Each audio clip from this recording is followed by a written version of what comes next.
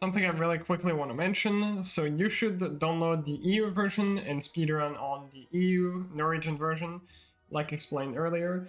But a lot of the parts of the tutorial that you're about to watch are on the US version. That's simply because about 70 to 80% of the run is still the same on both US and EU, but I didn't want to have to redo an entire tutorial to re-explain everything.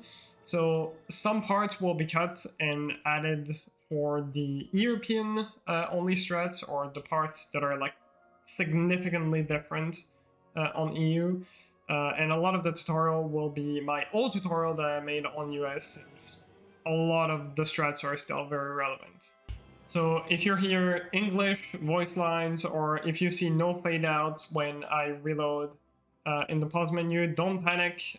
It's just that this tutorial part of it was recorded on the US version. And now if you have everything ready, click on Start Game, and then select any of the save file and replace it, and time will start on yes. You can also start off an empty save file, which in that case, time will start on pressing that save file. We go. Alright, normally you cannot skip that intro, because like obviously you need debug mode to be turned off before you start a run. Because I have debug mode on, I can just skip through this. For the next 11 years, Harry lived until that fateful day. Hagrid took Harry to Diagon Alley. Harry caught the Dumbledore stood up. Harry sat beneath a sorting hat. Not Slytherin, eh? Said you could be great. Alright, right at the end of this intro, make sure you're holding back. Like right here until the next level loads. So hold back until here. Then now you can reload. So that was the first trick of the game. I'm gonna explain very quickly. If you have the backwalking animation when you enter cutscenes, it'll speed up the camera of the cutscene that you're on. And because certain cutscenes are based, like how fast they play, are based upon camera movement, it saves a bit of time. Not for every cutscene but certain cutscenes. This one saves about 2 seconds. Certain cutscene save up to 9 seconds, so really worth it. Really worth doing. Alright.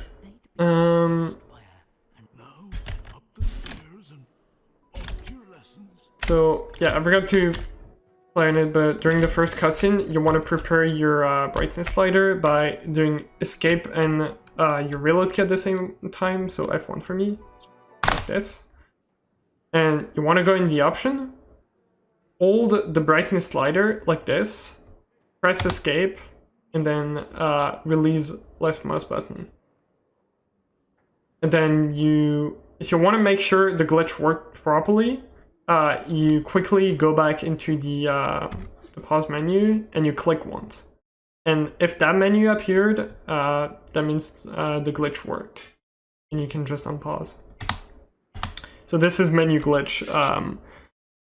This makes your first screen, or like, this makes it so that whenever you pause, your first menu is always going to be the option menu. You don't have to go in the option whenever you want to do a brightness. So yeah. Alright. Walk up the stairs. Hey, run. Remember me? Ron Weasley. My brothers, Fred and George. Follow me, Harry. Something to mention. Jumping in this game overall is a couple units faster than just walking. So whenever you're in a straight line, you want to jump. Whenever you have to turn, though, do not jump. It'll lose you a bit of time. And yeah, whenever you climb stairs in this game, because stairs are not actual stairs, they're slopes 90% of the time, and it's a lot faster to jump up and down slopes. So here, make sure you jump. Saves a bit of time. It's barely anything. It's like a couple units, but still. Hello, Harry. As a first, I'll see you later in defense against the dark. We go run to above the bookcase. All right. Bertie bots every So all the beans you can find and meet us in the next room. So you wanna, this bookcase, they tell you to run into it, which is a bit slow. So you can either run into it or jump into it, or you can climb kind of like inside of it, like this. So this is the fastest way to climb this bookcase. Right before you're about to get this animation, where Harry pulls his arms up to climb the bookcase, you want to jump up like this to get an instant climb. This is called the insta climb. We don't really use that super often in 80%. Use that very often in glitchless, but yeah. So like this, and then you just jump and spin. Yeah, make sure you grab all the beans on the way. You'll need them for later. Here, small optimization. Instead of climbing this bookcase, you go on the side like this in this corner, and you just jump. Beans.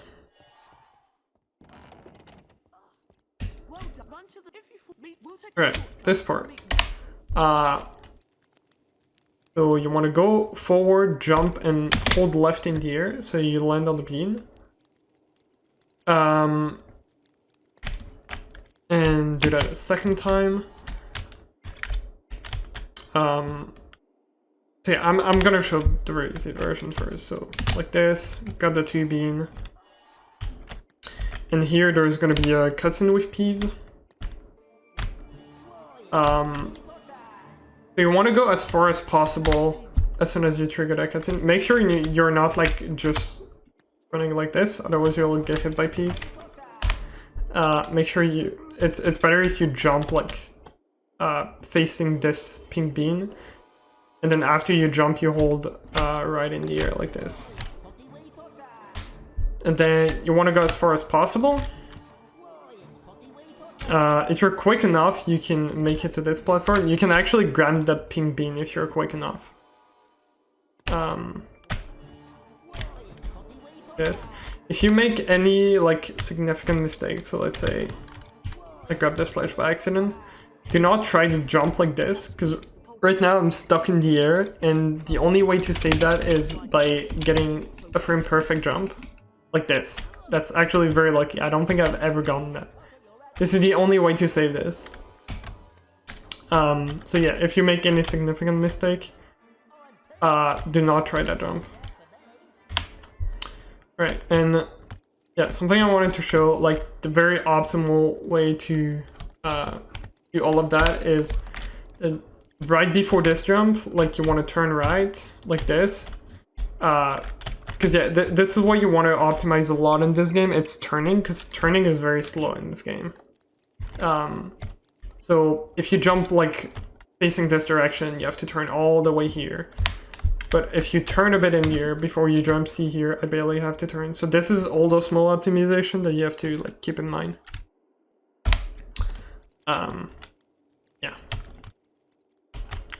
So again, this. Grab the blue bean, grab the green bean, and if you can make it, jump on the next platform. Peeves doesn't like fresh, so watch your step.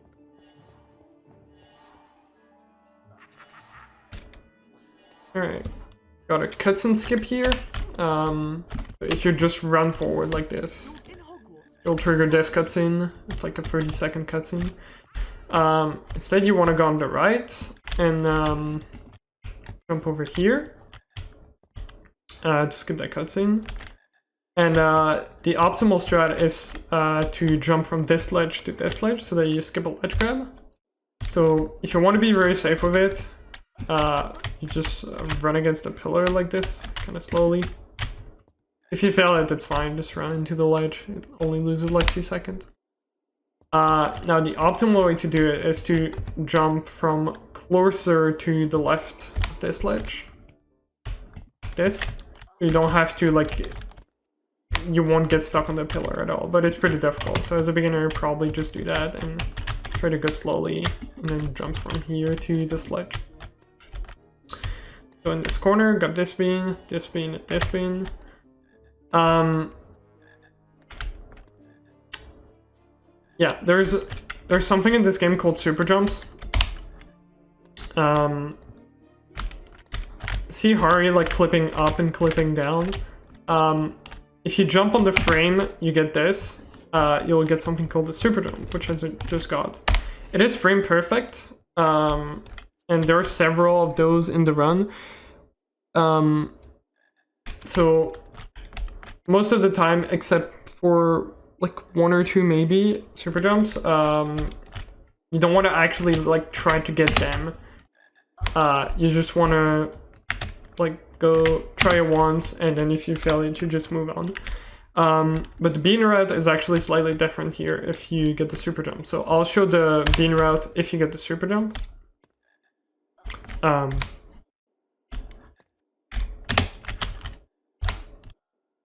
Can get it. Also make sure you're doing it backward.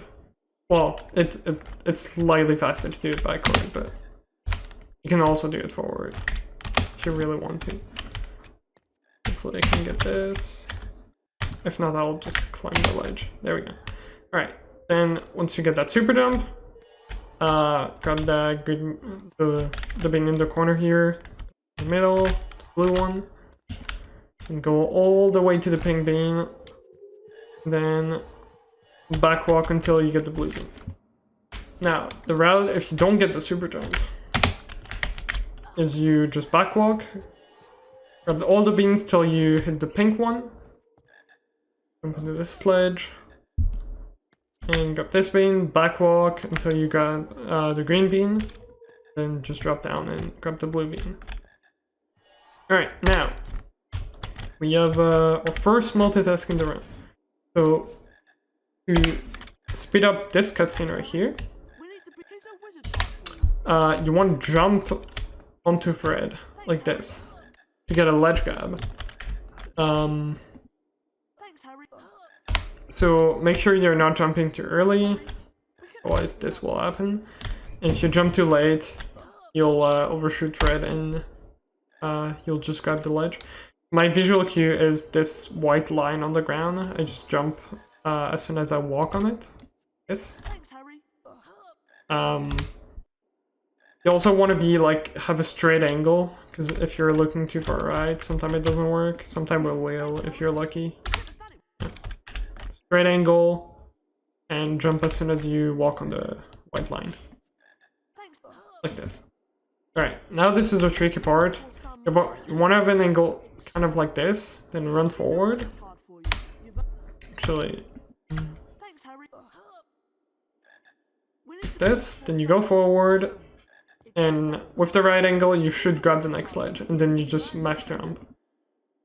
If you fail it, it's fine, the camera will go back on the Hari after the cutscene with Fred and George is over. Alright, so if you hear Hari climbing, after the second ledge grab and you get the frog, tap back once, because that small cutscene with the card showing, it's another one of those where having the backwalking animation is slightly faster. So after you get the second ledge grab, you jump, you grab the frog, and you just tap back on top once. And then, yeah, the camera should go slightly faster, showing the card, and you'll save about 2 seconds by doing so. Yeah. Go up the stairs. And yeah, watch this cutscene. Alright, if you just run forward here, there's a cutscene with Harmony. You can literally skip it by walking around the trigger like this. So yeah. Right. With Pando. So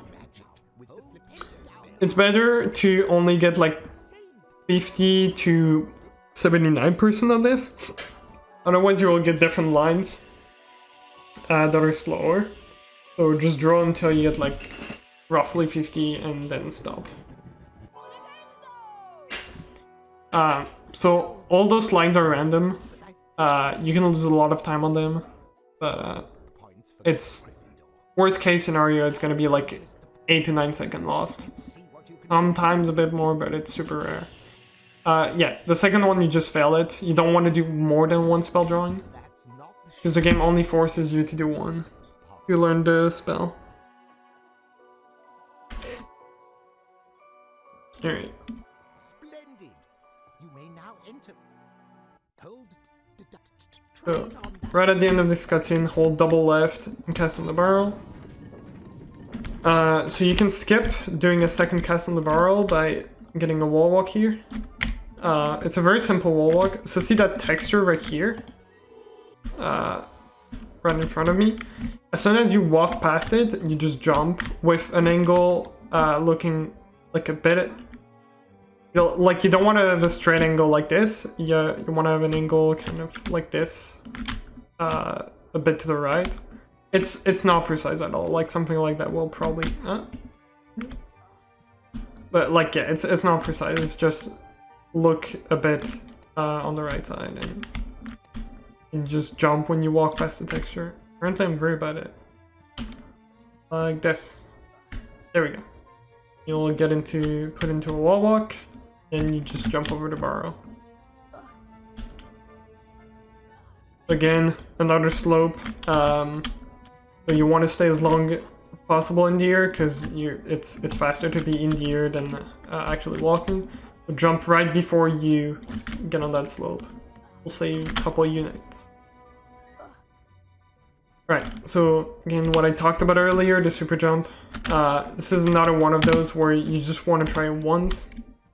And if you fail it, you just keep going. I'll try to get it so you can see how it looks.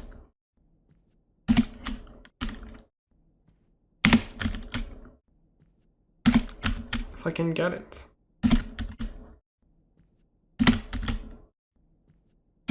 I'll make a save state a little closer, like this. There we go. So yeah, again, don't try to actually get those. Like you just want to try them once, and if you fail them, you just move on. All sorts of things, such as this cauldron. Knock it over, Mr. Alright. As soon as this cutscene's over, you hold double right, and you get close to that cauldron. Turn your leg right against it. Then you just jump and tap forward a couple times during the jump until you land on the cauldron, like this. You don't want to be too far in the cauldron because what we want to do here is cast on this cauldron. Yeah, see here, I was already too far. So probably right after the jump, probably just tap forward like 3 times, like 1, 2, 3, to get on the edge of the cauldron. Because yeah, we want to cast on the cauldron while we're on it, because when we cast on it, the hitbox of the cauldron will be slightly different, and now we're higher up, and we can cross this gap. So if this jump is too hard for you, you can, right after the cauldron is fully done moving, you can change the brightness. Yes, so you just click on the brightness slider on pause. Why is that not working? There we go. Yeah, there we go. You can boost the cauldron like a couple times to make this jump easier. But yeah, you don't have to if you don't need to. So you land over here, then yeah, the optimal strat is to stop. Nice, I'm very good at the game. The optimal strat is to go right next to that red carpet and then you just turn immediately and cast flip hand on the switch. Like this, use double left, and you can usually aim on that. And the music is messed up. Nice.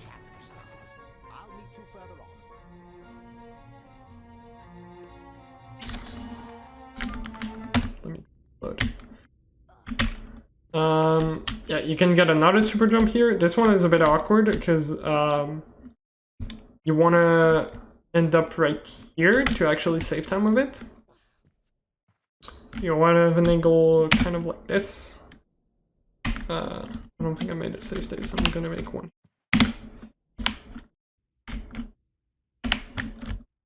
this. So yeah, make sure you're not like facing the star, otherwise you'll go way too far. Yeah, again, let's do one of those. Try once and move on if it doesn't work. There's another one on this bridge right here. This one is a bit different because you can get a second. So if you fail the first one, you can land into a second one, which is right here. So if you jump too late once, then as soon as Harry lands, try to a second jump like this, and if you're lucky, you'll get the super jump on the second jump. If you jump too early, you'll get a hyper jump. I'll explain what it is later, but you'll just overshoot the second one. Yeah. Again, jump before you reach this slope. Alright.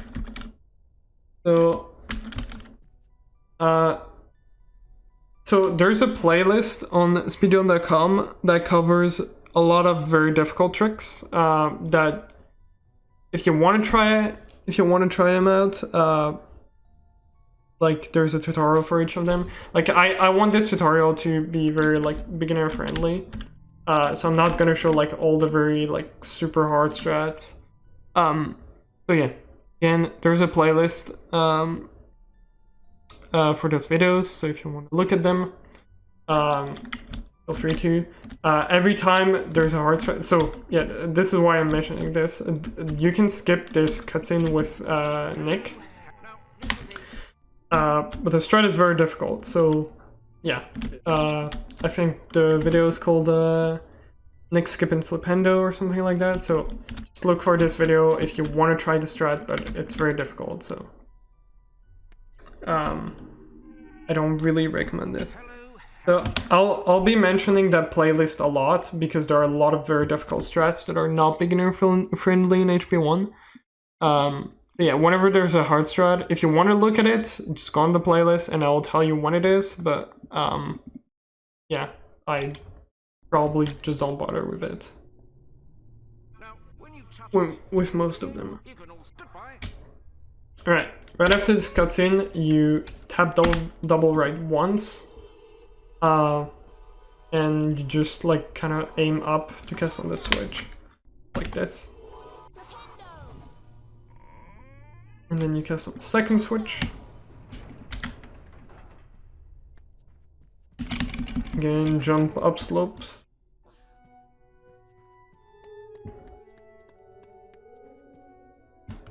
Cutscene. So here you hold double left. Cast on this block twice. If you're bad at using double inputs, you don't, like whenever I say hold double left or double right, you don't really have to, it's just like faster. But if you're really bad at using double inputs, you can just, you'll be fine with single inputs. It will just be slightly slower. Alright. And I forgot to cover hyper jumps. So, you cast on this block twice, and so in this game, whenever there are like slopes like this one, if you jump the moment you walk on it, your jump will be way higher than normal. Yes, and yeah, you can skip certain ledge grabs by using hyper jumps, like this. Because normally you have to, like, you can't reach, you can skip this ledge grab normally with a normal jump. So yeah, you want to do a hyper jump against this slope right here, and just jump on here.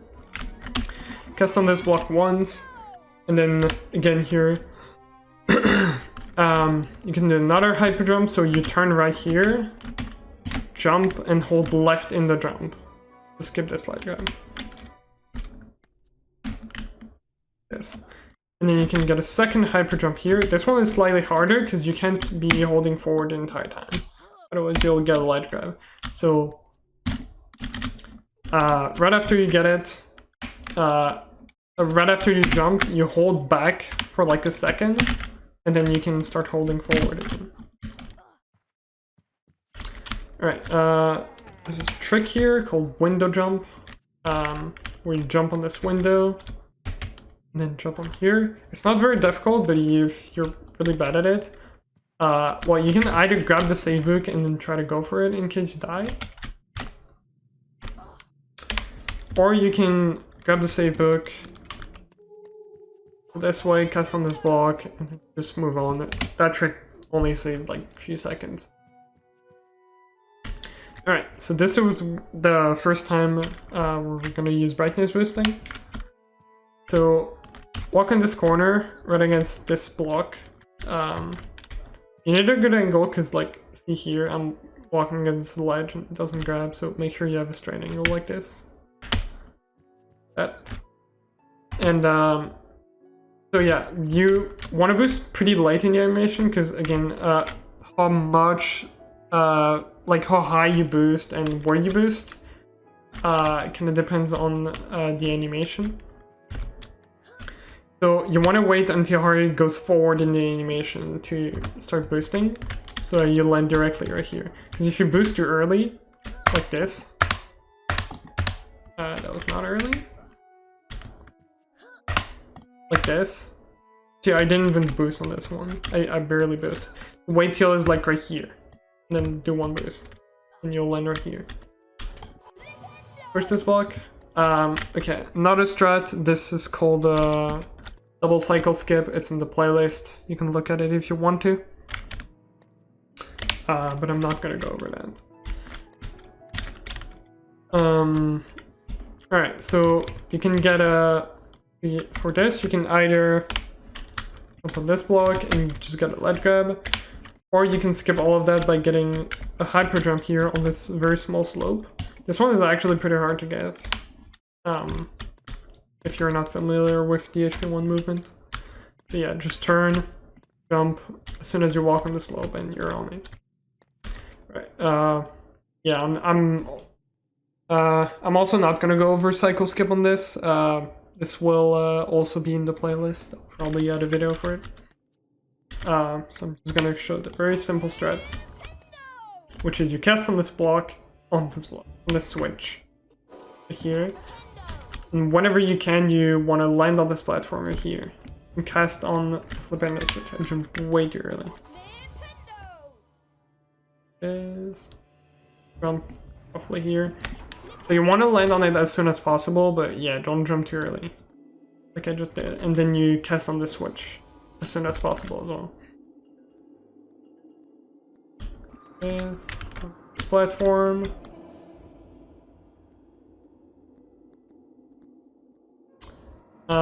You can actually make that jump here. I should have made a save state. I guess I'll show this again. Wait till the platform gets close, you can just jump on it and cast on the switch. If you're a bit too far, you can walk forward a bit to make sure you can hit the switch. Yeah. Yeah, if you want to speed this up a little bit, when you can see like half of the platform, like here, you can already start jumping, and then you just jump on this platform to get a ledge grab. Yeah. If you're scared of doing that, I think even from here you can get a ledge grab on this platform. Yeah. But yeah, if you're too scared of doing that, just wait for the cycle. Just jump on this platform. Right, so here you can either so there's a wall walk. So wall walk is certain walls, if you jump into them, you can sort of stand on them. Like that. So this one is not super difficult, but the angle matters a bit for this. So you actually want to be like almost like inside the wall. So like the angle is you have to be looking sort of like you have to be right against the wall, sort of like this. That's gonna make it. Like you need an angle so that you have enough speed so you can still walk forward with a bit of speed, but not too far left like this, otherwise it won't work. And right after you jump, you want to be holding right the entire time, like this. And as soon as you land on the wall, you can release right. So yeah, if this trick is too hard for you, just cast on the switch. And on this platform. So I'll show what you need to do if you don't want to go for the wall walk.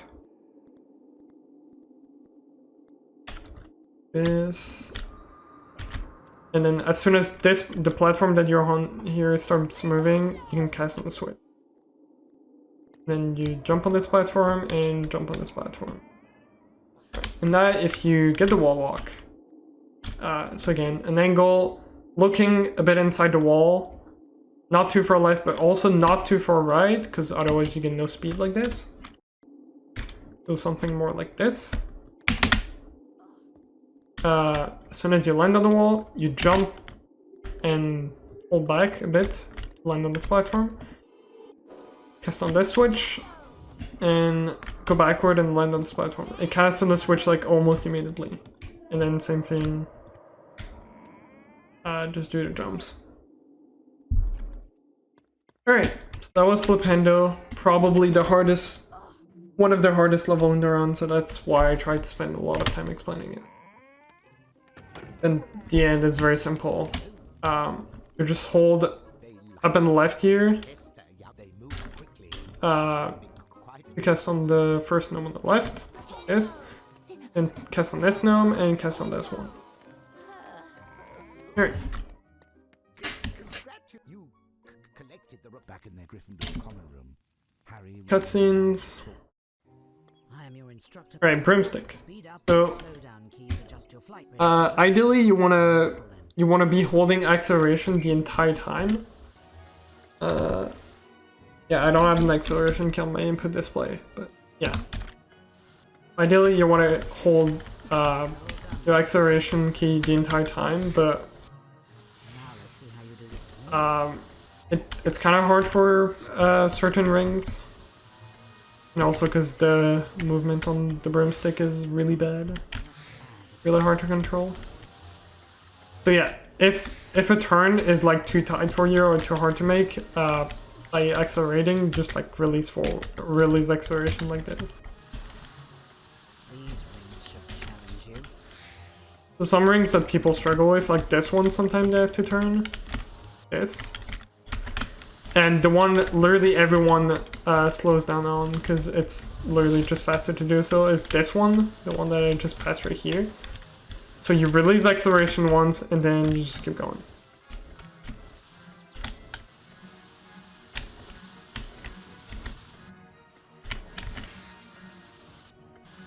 Let's try it with moving rings. And then you just get the other ones. Again, release acceleration whatever you need to. It'll be faster than not grabbing the ring and having to re-grab it. Right. There we go. Cutscenes. Right.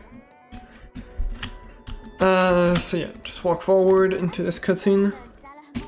Alright, again, you wanna go up to 50%, which if you draw properly, you can stop right here. If you make some mistakes in the drawing, just draw some extra just to make sure. Nice. Very interesting. Yeah, just draw some extra part of the drawing if you messed up the drawing earlier. Yeah. Don't try to actually like get to 80% or above, it's not gonna be worth it. And then again, second one, you just fail it. And what exactly would you open with that?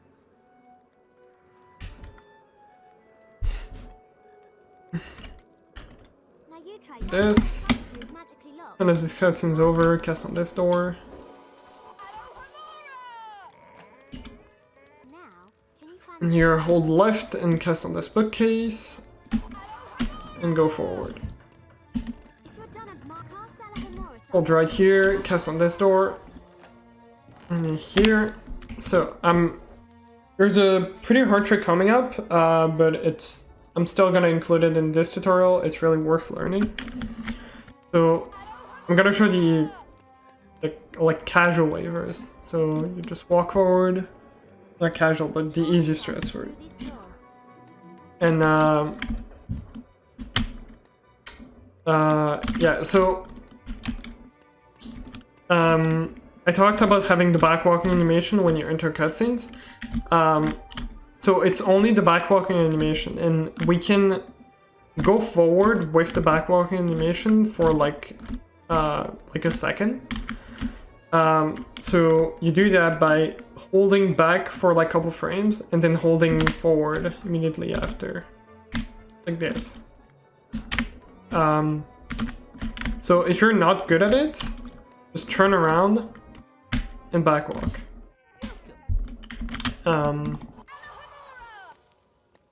So yeah. This. Charms class is through this door. Turn around and backwalk. Or do this. Welcome, Up to you. wizards. I am Professor Flitwick. Again, try to draw to like 50% minimum, and then just fail the next round.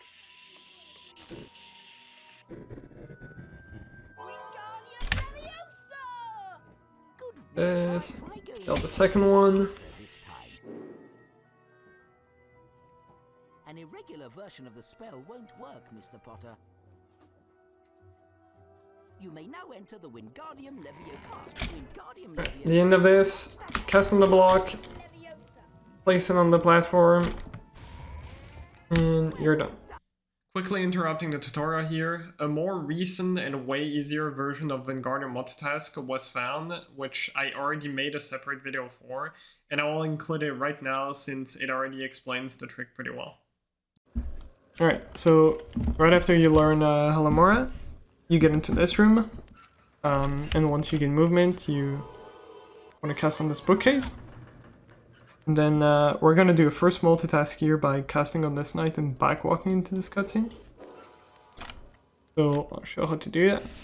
So I'll first show the method with single input, single backward input, and then the double backward input method, which is slightly faster.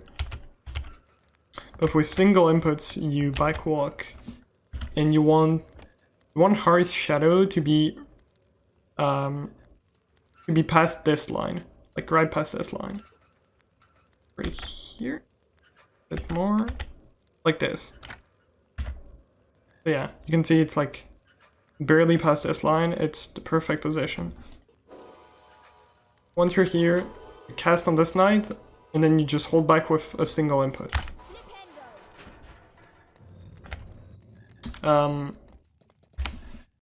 It's very important that you don't that you like take time to set this up, because if you're too close to this cutscene trigger, like here for example, you're gonna get a camera lock, and this is essentially a soft lock. And if you're not close enough, like this for example, this won't make it into the cutscene in time. Yeah. Now the setup with double inputs. So see, there's this black dot on the ground. It's kind of hard to see on low graphics, but this is what you want to use as a visual cue. And kind of like with the other setup, you want Harry's shadow to cover this black dot entirely. So like this. That looks good. And then same thing, you cast on this knight, except this time you hold double inputs, double backward inputs.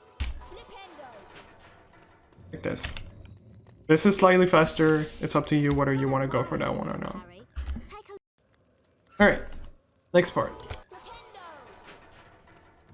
So during this entire thing, you don't want to hold any input,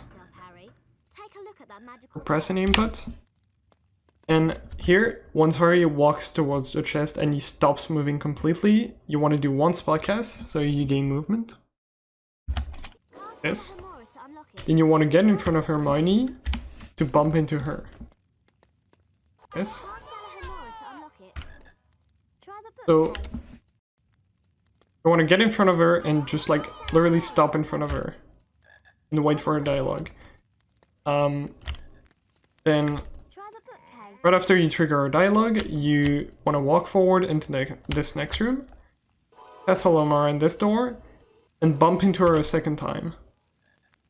Yeah, you can bump into her by literally just like being in her way. You don't actually have to like run into her. So get in front of her, trigger a dialogue, then walk forward. Cast on this door, bump into her a second time, and then you can just go. And I'll explain the rest after. Now, More to unlock it. if you mess up and like let's say you hit a wall like this, do the same thing except you do a third bump. So you just stand still like this, Bookcase. and you wait for dialogue to like trigger a second time. And make sure you do that, otherwise if you lose too much time or like hit a wall or whatever and still try to go for 2 bumps, he's gonna spawn right here. And the only way to save this is by getting a frame perfect jump on this slope.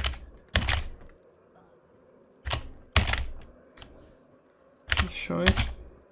And you only have 1 try at that. So if you mess it up and forget to do the third bump, and this is your backup, but this is frame perfect. Alright, so again, podcast, get in front of her, wait for a dialogue, start walking forward. You hit a wall like this, go for a third bump, like this, you just go. Right, and see, you can see this second student right here. Wait for this cutscene to play. This second student that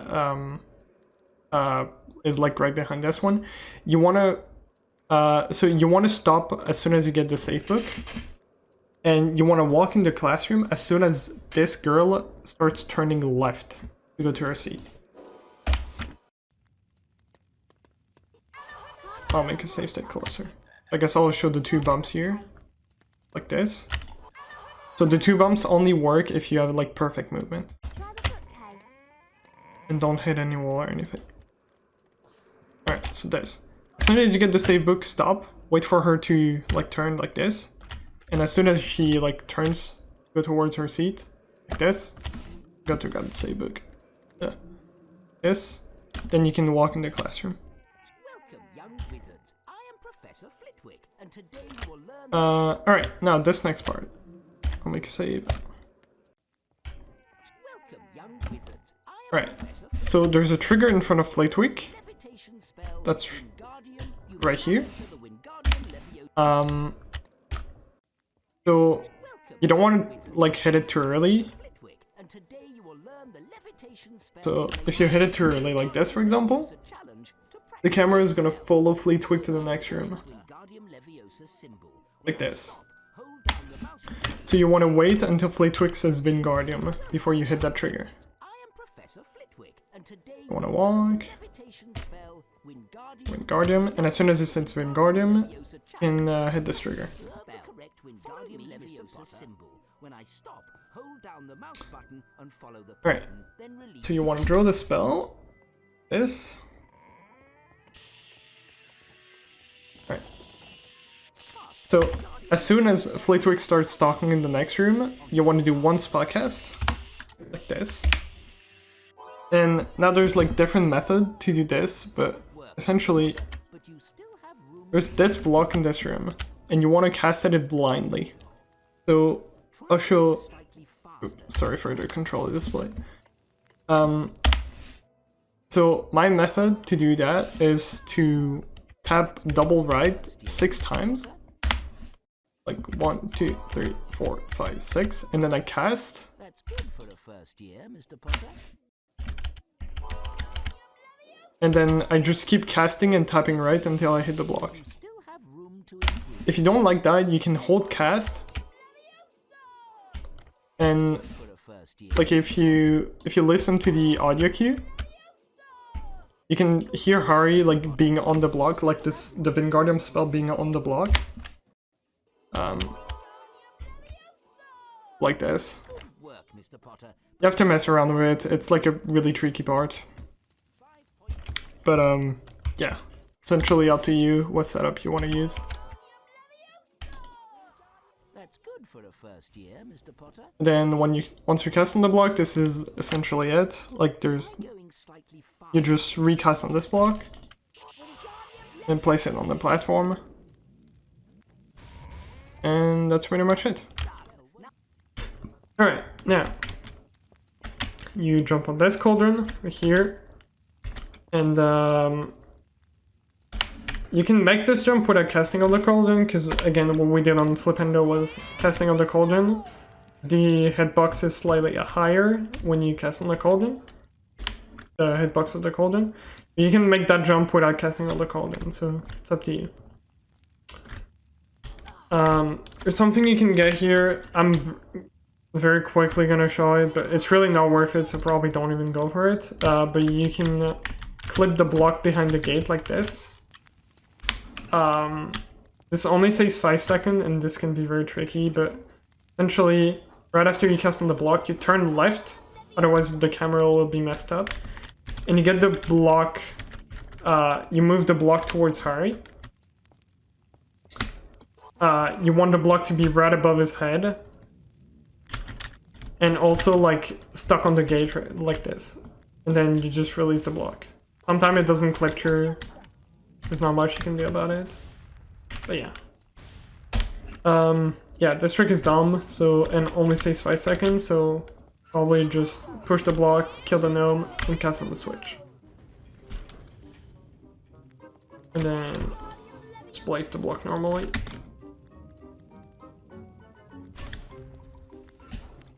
Yes. Then you want to push that block. Do not kill the gnome. Only cast on switch. So I usually move the camera up a little bit to make sure I only hit the switch and not the gnome. And place that block on the platform. And now we're gonna lure this gnome all the way to the save book. So now there's a couple ways you can do this. One thing though, I will explain quickly auto boosting. This is the fastest way to get, or the best way to get really quick boost in. If you hold the slider, the brightness slider, with left mouse button, and hold an arrow, so in that case I'm holding left. If you keep moving the mouse, you can see how the brightness slider is going crazy. This is called auto boosting because you don't have to manually click. And this is like the fastest way to get really quick boost in. Which, depending on the strat you do, I'm about to show, you might need auto boosting. But first, a really simple way to do gnome boost is you want to try to lure that gnome.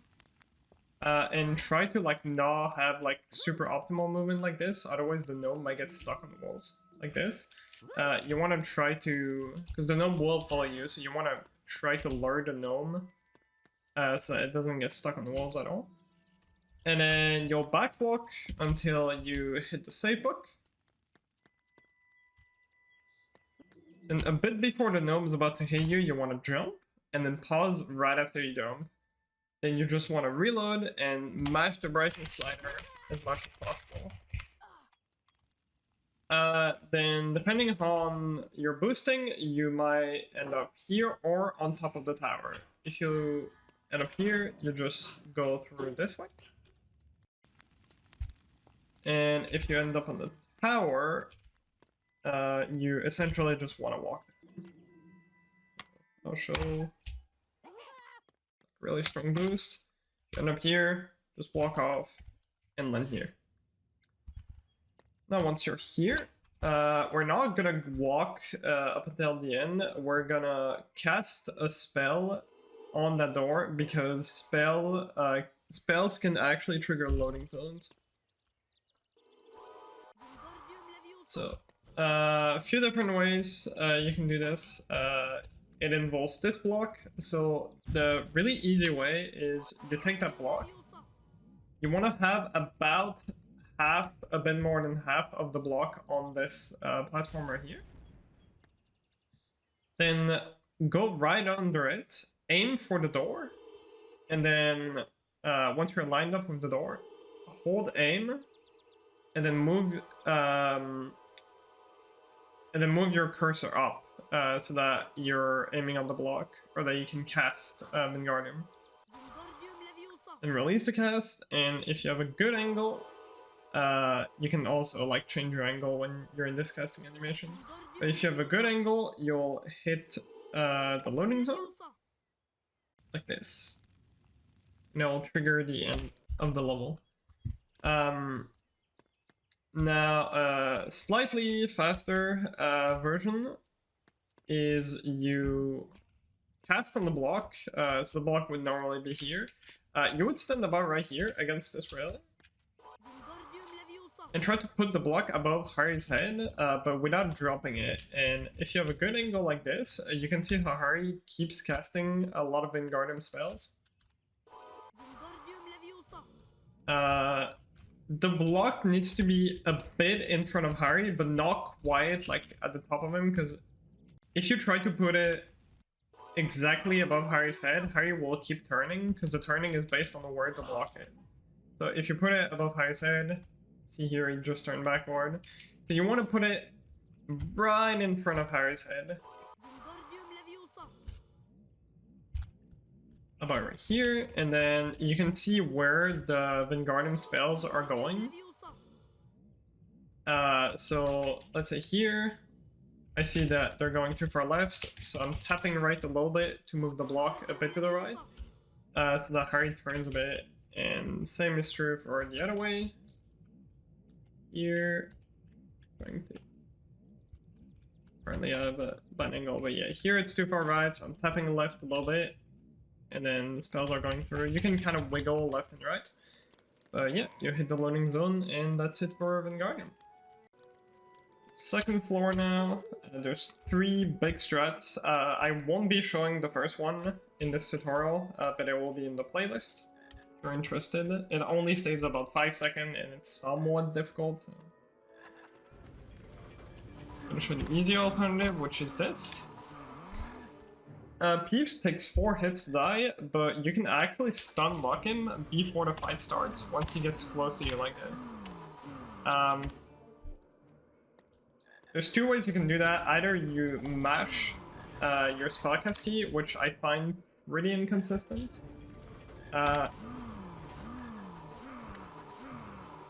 If you're gonna go for the mashing method, a good thing to do would be to assign 2 spellcast key. So I have it on left mouse button and T, and that way you can mash both keys. You can alternate between both keys and try to get more inputs in. But I prefer timing it. So timing forecast like this. I usually look at the way Harry swings, and as soon as he goes back to like a neutral position is when I start tapping the spellcast button again. So 1, 2, 3, 4, and if you let Peeves go close enough to you, he can hit you in this cutscene.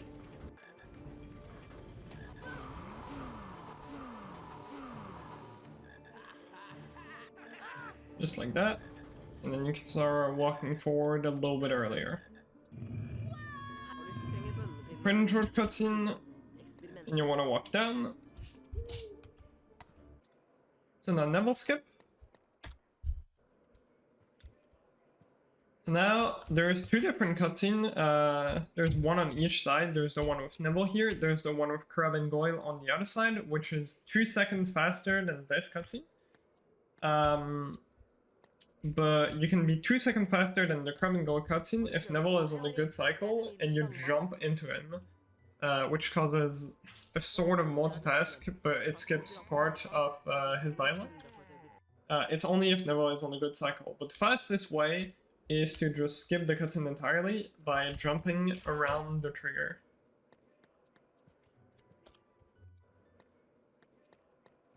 Like so.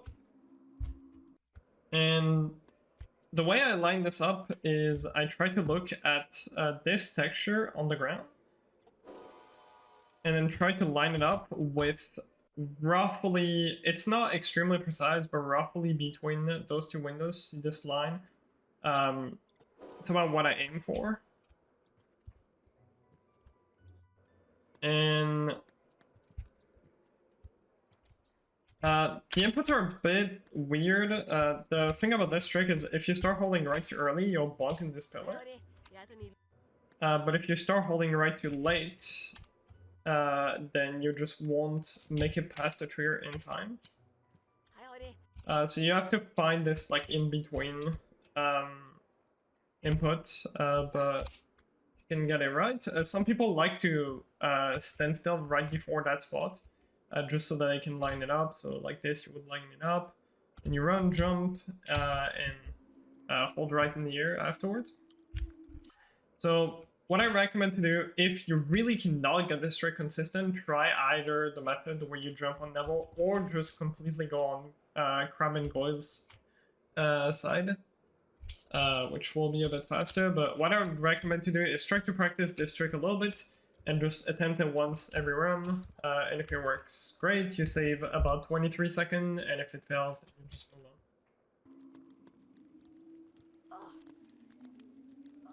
Now, there's a save book super jump that we can do. So, just like regular super jump, save book have this property where if you reload the save, if you grab a save book in the air and you're close enough to the ground, then upon reloading the save, Harry will snap on the ground like this, which gives you the same effect as a super jump where you walk on the ledge on a slope, and it gives you a lot of speed at once. So now, a lot of this save, so I can show you on the proper save file.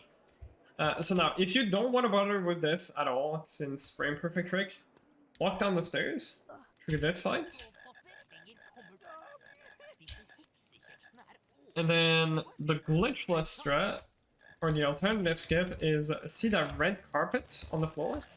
You have an invisible, you can also get hit and slide, since sliding when taking damage is a property of the EU version.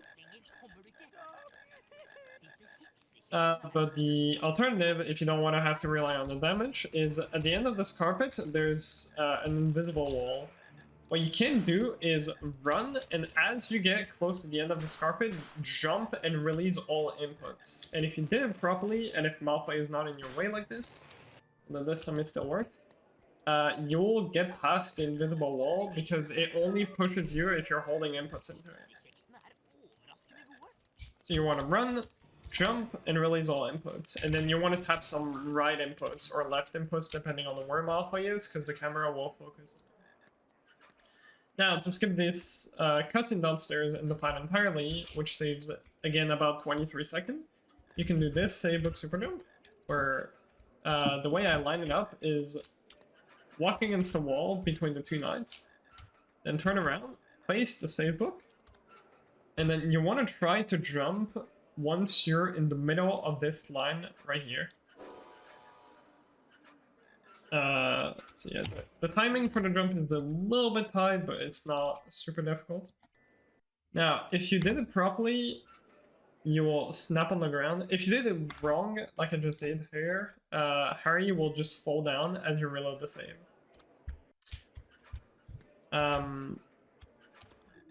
So yeah, try to jump. It's a bit past the middle of this. It's like roughly here, like almost at the end of the line. You also don't want to jump too late, because you'll either get no clip on the ground when you reload the save, or you'll get a clip that's so small that it will barely give you any speed, and you won't be able to make it past the cutscene trigger. So, good job, good timing. And now, before you reload your save, make sure you're holding forward. And then you want to press load game, and as soon as you click on load game, press escape. It's not a tight window, you have about half a second, and you have all the time of the fade out. And then now, Harry will be in the air, and the inputs to get the super jump are you press escape, walk for 1 frame, and then jump. So typically what you would do is press escape and try to jump right after. Try to not press 2 buttons at once, otherwise you'll either get no jump or you'll jump in place. You really want to make sure Harry walks for at least 1 frame. So now this can happen. I talked about low speed earlier. low speed can also happen somewhat randomly, even if you have the good timing. So if you think you had a good timing and you got low speed, just quickly reload your save and give it a few more attempts. If you were too close to the ground though, you will constantly get low speed, so then you can't get the trick. But if you think that you jumped at the correct timing, then just reattempt the Staybook Super Jump a couple times until you get it. And you'll hit the door, and you're done with second floor landing. Entry incendio. You want to walk. If you're interested to look in the playlist, there's a super jump you can do here, which is about 11 seconds, but I won't show it up in this tutorial. So you can walk to this cutscene, and then keep going this direction. There is a wall walk that you can do, which saves about 2 seconds. So you want to walk around the trigger for Hermione. And then here, you can see how this line right here kind of hits the grass, roughly here. You want to jump a little bit past that with an angle looking into the wall. So somewhat like this. It's really not precise, something like this. Something that's a bit too much in the wall will still work like this. But just make sure you don't have a really straight angle. Otherwise you won't clip at all.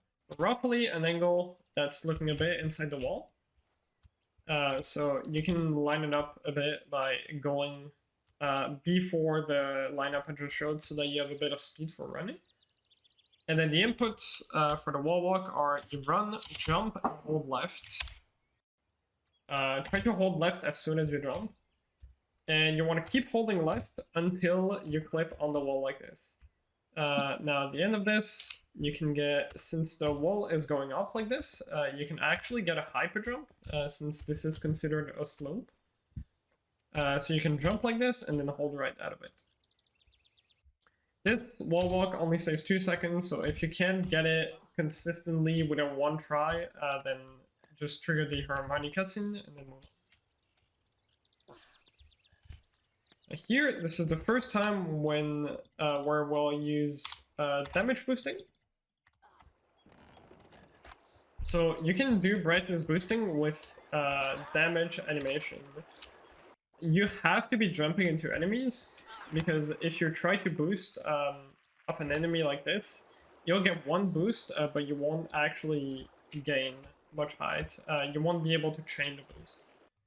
And also, because a damage animation pushes you backward, you always want to do damage boosting facing with Harry's back facing the direction where you want to go. Here, you want to turn around and try to jump into the snail.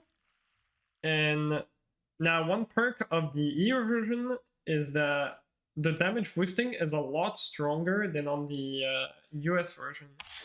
So on the US version, usually you would land somewhere in the middle of this, if you're lucky, past the last row here. If you have really good boosting. On the EU version, you directly make it out of bounds over here, because the boosting is so strong. So, yeah, just if you miss the damage like this, there's the second snail that you can boost off like this. So just go in front of him, run and jump instantly. And then yeah, you want to reload and just mash the brightness slider. It'll get more than enough boost for this to work. And land here.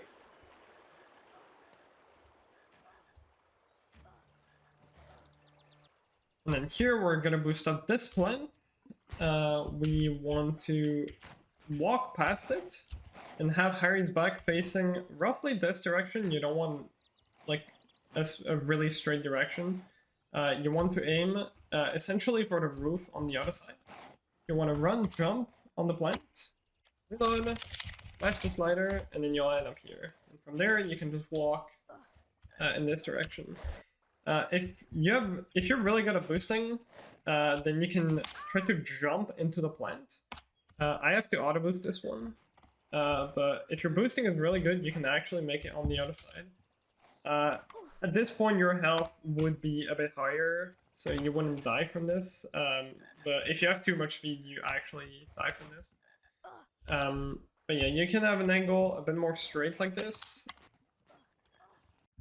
And then instead of landing on the roof, you would land directly in front of the doorways over there. So yeah, I don't have enough health to show this off, but that's the idea. Easy strat is you boost like this, jumping off the plank. Land on the roof, and make your way down here.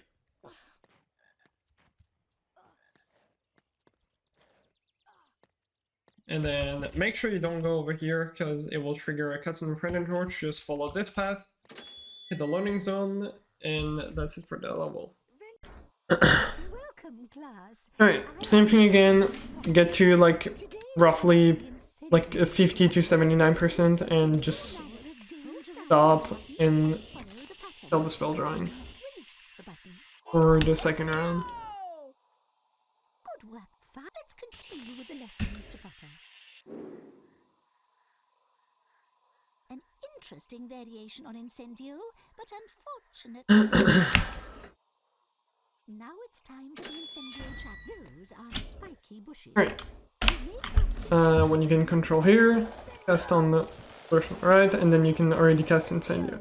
And I failed it. But yeah, normally you can just cast flip the on the flip handle switch after you destroy this bush. This. You have to kill all the gnomes here, otherwise the door won't open. So cast on the first two.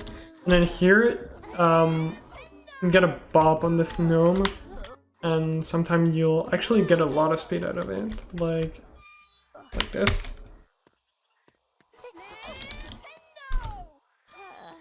Barely. Yeah, like this. Here I got a small speed boost. Alright, one of the cutscene you want to backwalk into, so again, either you hold single back for a couple frames and double forward right after. Shit. That's bad. Whatever. So either you do what I just showed, or you turn around and backwalk in the cutscene. It's up to you. Alright, so here you can get a multitask by getting hit by this point. Yes. You don't want to cast too early, otherwise the plant will just die, and you don't want to cast too late. Yes, that was not too late. Like this. You don't want to cast too late, otherwise you won't get damage in the cutscene, because you have to get the damage in the cutscene. Alright, so yeah, when the head of the plant starts going backward, like here, this is when you want to cast. So like here. You can actually cast a little earlier than this. Right here. Yeah, not a very hard trick, but just try to mess around with it. Walk to here. Door. This door is a bit stupid. You can just hold forward and cast. You have to move your mouse up just a tiny bit. Oh yeah. Alright, another brightness boost. Just walk and grab the ledge here. Wait until Harry's right foot is on the ledge before you start boosting. It'll be slightly easier. And just reload and move the slider twice. Like this, and as soon as you unpause, hold double left. Because if you boost immediately, it won't be like super high in the air. So it's like right here. I still made it. Okay, well I guess you can make it without waiting then.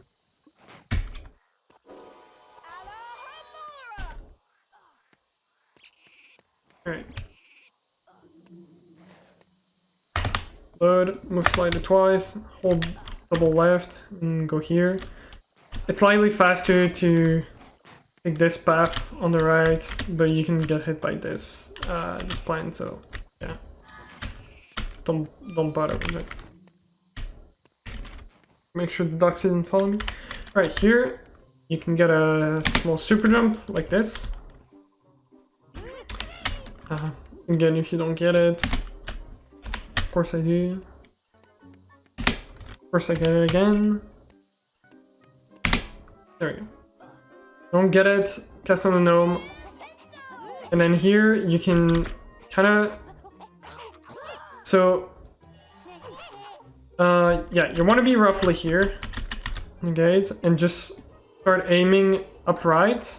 And you can actually just cast on the switch. Like this.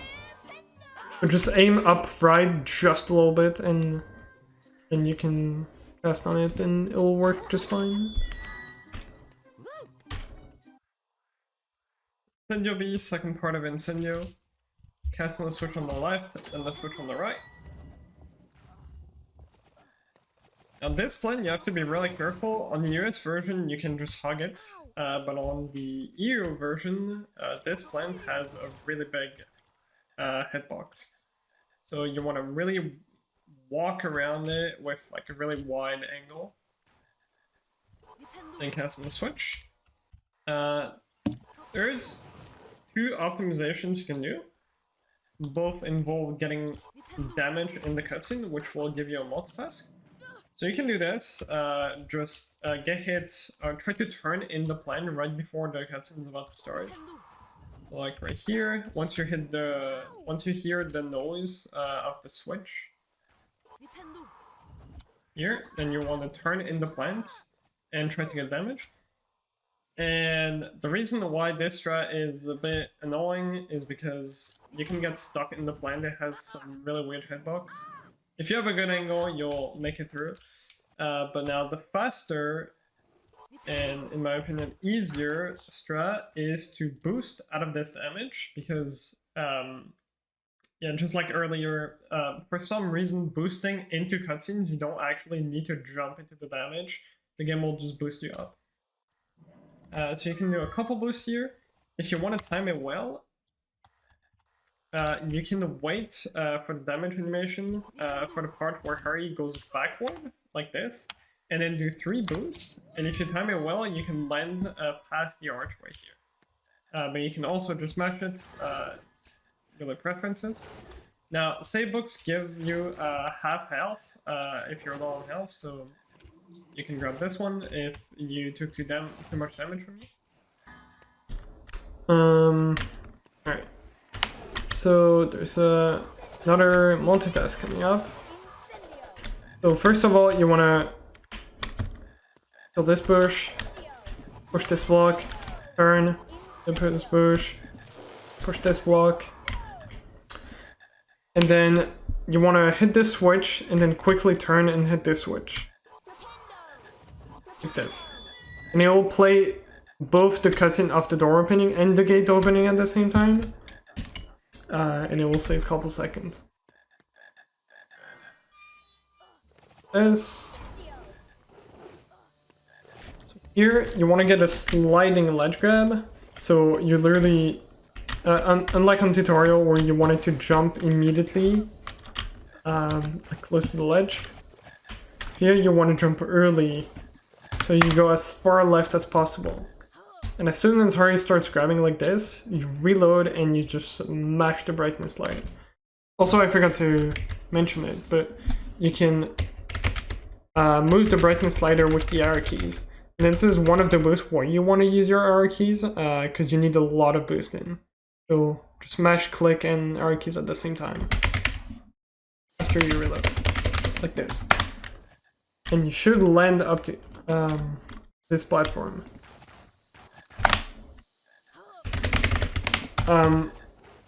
Yeah, sometime you won't make it. You don't make it on top of this platform, and you just get stuck here. If that happens, just grab this platform and boost, and cast this switch. Also, make sure. So usually, as soon as I get the sliding ledge grab, I pause immediately and I reload. But make sure you're not boosting immediately. Wait until you hear Harry doing the ledge grab animation. Otherwise, you'll get a sort of Superman boost and you'll end up in like weird directions. So wait for Harry to actually grab the ledge. So like here. And if you land here, cast on the switch from here, and just drop down.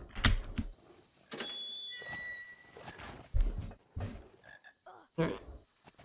Cast on this plant.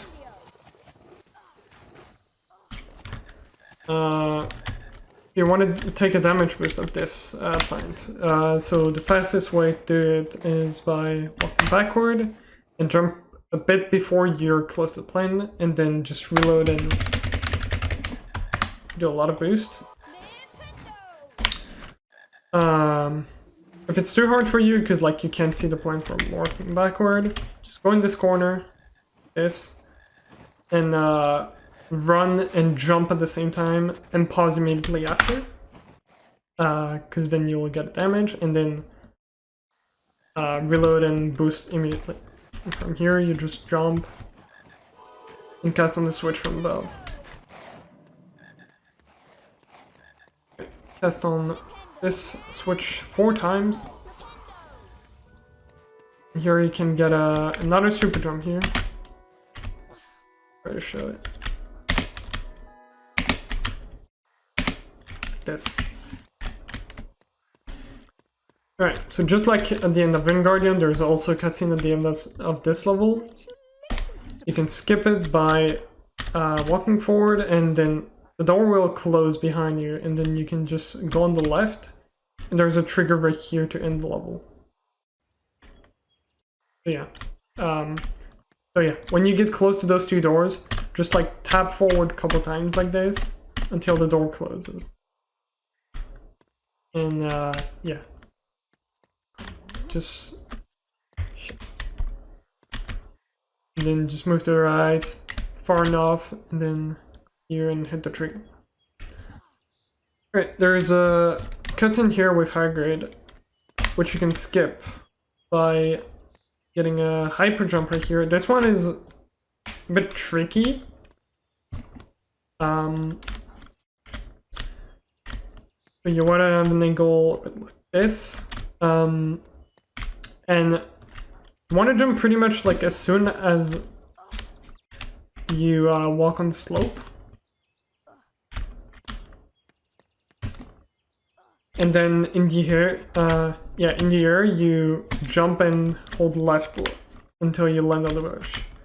Yeah, the angle is like pretty tricky, so if it's too hard for you, just like run immediately into the Hagrid cutscene. But yeah, like this.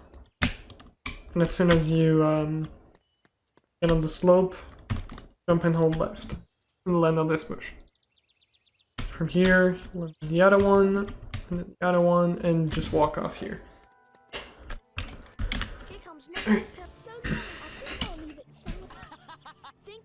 Alright, this next broomstick fight is something very important. Never ever release acceleration during the entire time. Even if you get out of Malfoy, you just want to do some zigzags to lose a bit of speed, but never release forward, otherwise you're gonna lose a crap ton of time. So yeah, here you just want to kind of run into Malfoy, like this. And after the 4 hits, you just mash spacebar. Very simple. Yeah, make sure during that fight that you're never ever releasing acceleration. You've got my remember all back. Thanks, Harry. Come here, Trevor. I remember now. Mr. Potter, although Alright. I do not argue, Cutscenes. Harry, see you then.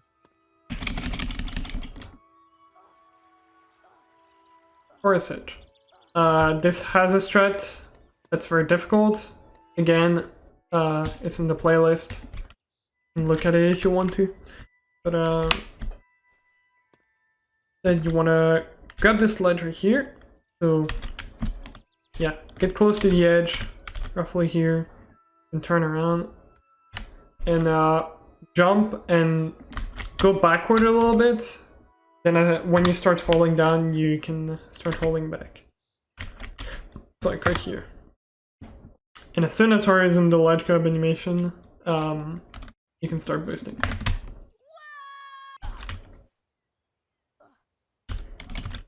Yeah, I think the strat in the playlist, the hard strat I didn't go over, is called Force Edge Superman Boost.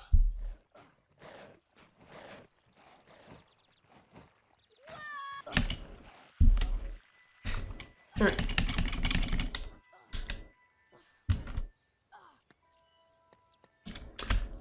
Yeah, when this level loads, make sure you're holding back. I think there's a warp. Yeah, okay. Nice music. I don't think I ever heard that one. Listening. Okay. So yeah, as soon as this cutscene starts, hold back, and here when the level is loaded, you can release it. Now here you're fine. Come along then. I've something to show It speeds up this cutscene by about 3 seconds. Quick, welcome to my home. Now I can show you it's a So yeah. I can't leave it, Harry. I need to be careful though. They're spitting fire and the seeds are hot. Alright. Let them cool down before you pick them up. So Off you go then. I'm gonna do a boost here. We go up to here.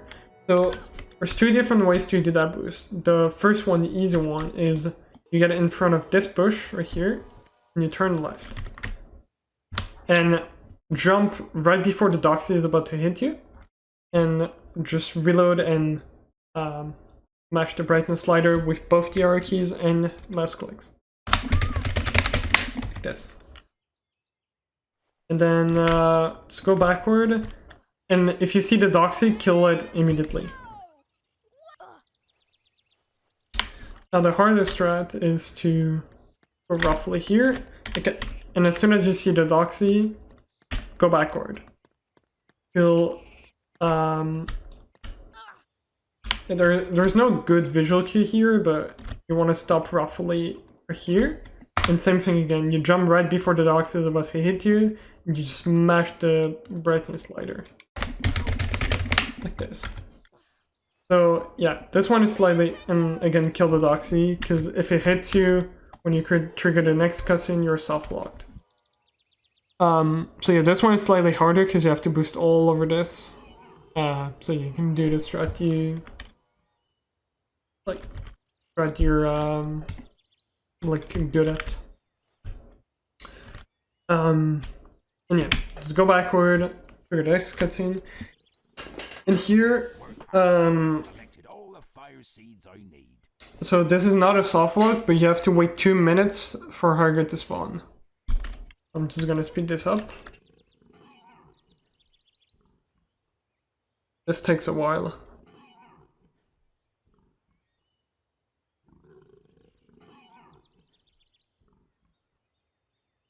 Alright.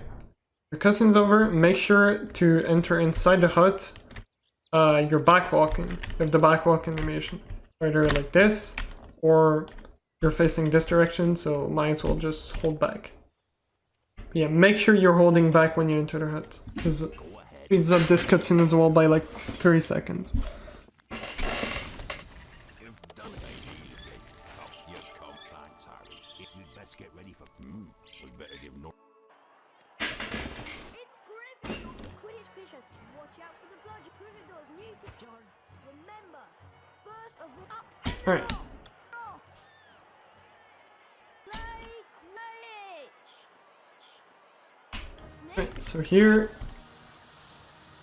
Quidditch is not hard. You just want to get close to the snitch, and once you're very close from it, so you just hold acceleration until you're close to the snitch. And when you're close from it, you release acceleration and you just press it a couple times like this. And yeah. And you switch to the grabbing snitch animation like this. So you can only grab the snitch when the snitch is close to your hand like this.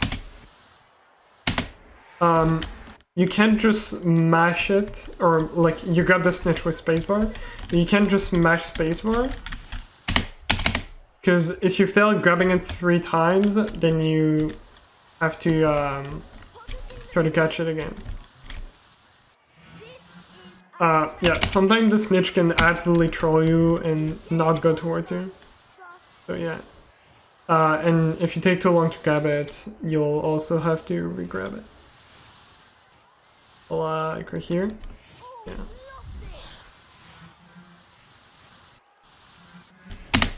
Yeah, just press space bar when it gets close to your hand. Done it! Gryffindor has beaten Slytherin! Well done, Harry Potter! My name's Lee Jordan, signing off! Let's get this. Potter, the Oh yeah, I forgot. Same thing again. You want to hold back until this level loads. Like at the end of Quidditch, just hold back, and once this level loads, then you can release back. It speeds up this cutscene by about a second. Gringotts, the wizard bank has been broken into. I wonder who'd do that.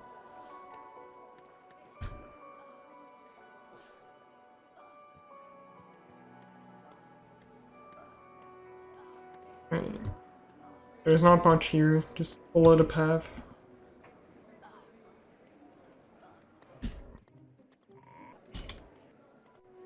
Make sure you run into this guy, very important. Please stop that.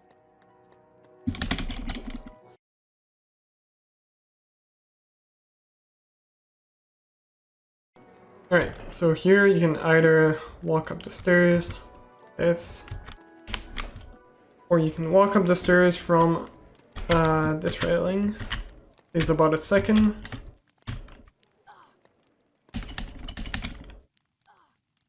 Alright, this cuts and skip. So you want to get on this step right here. You want to have one foot on it. So when you have one foot on it, your right foot on it, you turn. And this trick doesn't really have a very good visual cue. I guess you can probably use like Snape somehow with the gate as a visual cue, but yeah. What I usually do is you want to have a straight angle, so you want to be facing this wall, but a little bit on the right. Or like, yeah, have your camera just a little bit on the right, like this. Roughly, yeah. And then you just jump and hold forward until you get on the ledge. Failed it.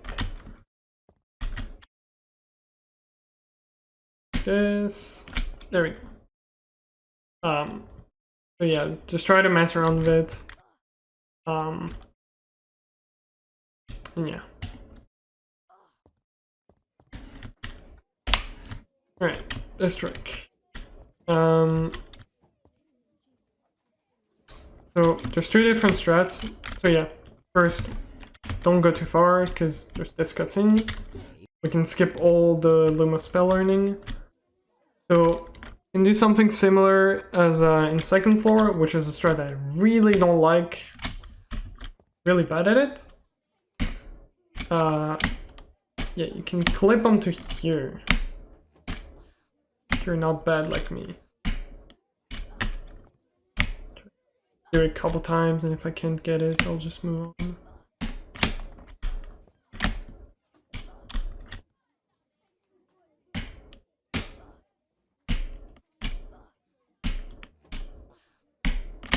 So yeah, like essentially, like the angle that you need is you want to be facing this wall just a little bit on the right, or like move your camera just a little bit on the right so you're not like completely straight, and then you just jump and hold left,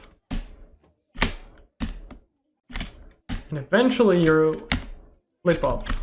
But I'm terrible at this strat, and I don't recommend to go for this strat because it's terrible. If I can get it on this attempt, I'll show the other one. Alright, whatever. Terrible strat. So instead, you want to walk up to roughly here. Don't walk too far because there's a cutscene. The trigger is like very close. And turn and see this pillar right here. There's this line on the middle. You want to be facing this line. Straight angle. And when you're good, you jump and hold forward. So make sure you jump first and then hold forward, like this. then get close to the pillar, and when you're like right against this pillar, you just jump while holding forward. And you'll just clip up. Yeah, the angle is really precise, so might not get it first try. I fail this like very often.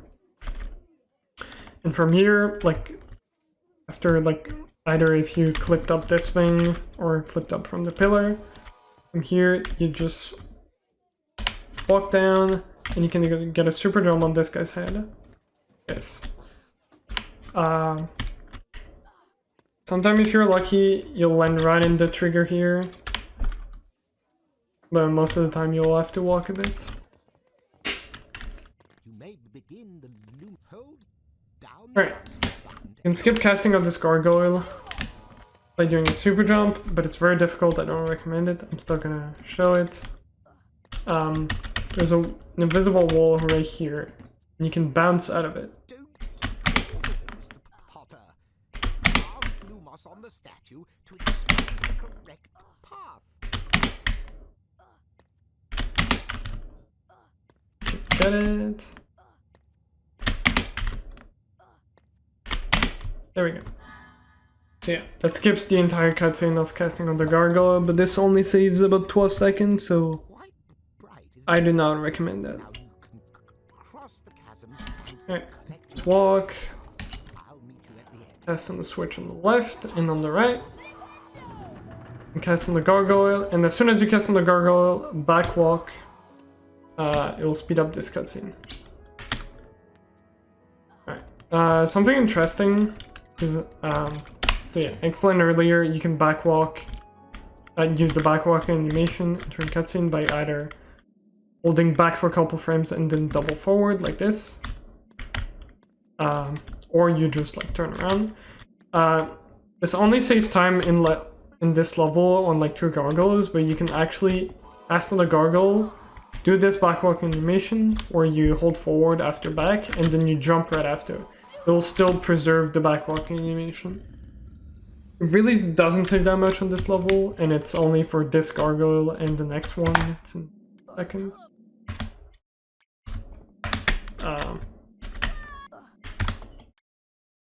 And I have that prepared. But yeah. You can go for it if you're good at it. If you're not, just like turn around and do the backwalk. Okay, same thing for this gargoyle. Either this, turn around and backwalk, or this, backwalking animation while holding forward, or this, fastest way, you jump right after doing the backwalking trick. Alright.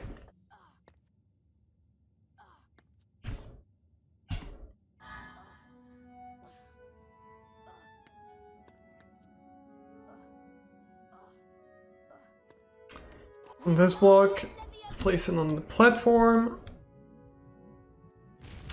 and you want to be standing on this line right here, and cast on this Lumos gargoyle, and keep holding back, because again, it speeds up this cutscene. Back walk once you're... So yeah, you want to be very quick for this, so you want to get a sliding ledge grab off this platform. So once it starts raising up, you want to have an angle like this, and then just jump. Like, run forward and then jump. And you'll get a sliding ledge grab. Make sure you wait until Hari starts climbing, like this, and only move the slider 4 times max, because maximum, because otherwise you can soft lock up there. 1, 2, 3, 4. Oh, I didn't go far enough. Yes. 1, 2, 3, 4. And yeah, you'll be fine. I'm gonna try to show what happens if you... Doesn't work. Whatever. But yeah, you can get stuck up there, and it's really annoying. Alright. Don't grab the star, triggers a peace fight. Notice right here in the playlist, I think it's called Lumos Doxy Boost. So go look at it if you want to, but I'm not gonna show it. Very difficult strat. You can get a super jump here, another one here, and a final one right here. This one can be you kill this Doxy. You don't want to kill this Doxy, I just want to explain something. Yeah, you can get a super jump here, but make sure you're not, your angle is like, make sure after the super jump you're gonna end up right, show it.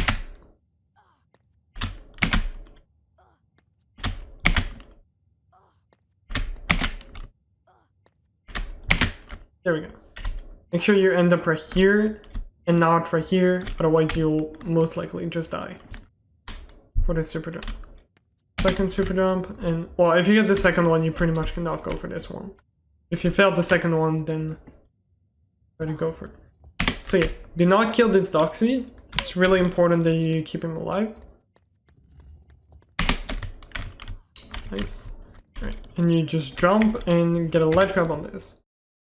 And so you want to boost like 5 or 6 times and land on an invisible Lumos platform. This, and land right here. So yeah, like right at the end of the boost, you want to hold like up and right, and then release right after like a second, and then forward after like 2 seconds. This. So yeah, it's not very hard, but mess around with it. Once you're up there, jump over here, and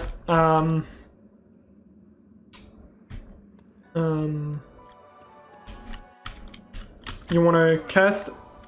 So spot or like spells can trigger loading zones. So just like in Wingardium, there's a loading zone right here. And then just like in Incendio. So yeah, you can either cancel the cutscene by casting a spell here, and then just run here.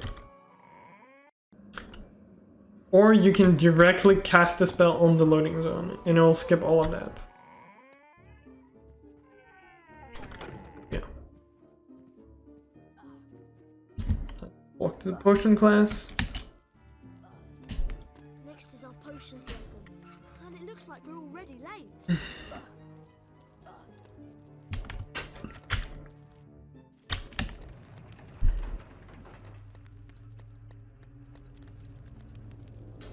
Music being broken again. Love it. I am here today. You're late for Potter. Be quick about it. Alright, so you can walk around like this, but slow. So fastest way is to get a hyper jump on that cauldron. Right, so there's a back walk here. It says 0.2, so it's literally only faster if you do the back walking animation like this. If you have to turn around, you're not gonna save time.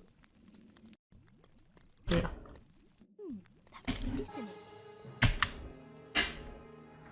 yeah. Hold back on the bridge here. We'll speed up this cutscene a little bit by like half a second. Grab the save book just in case. So yeah, you can do 3 different strats here. Either this one here and land on the block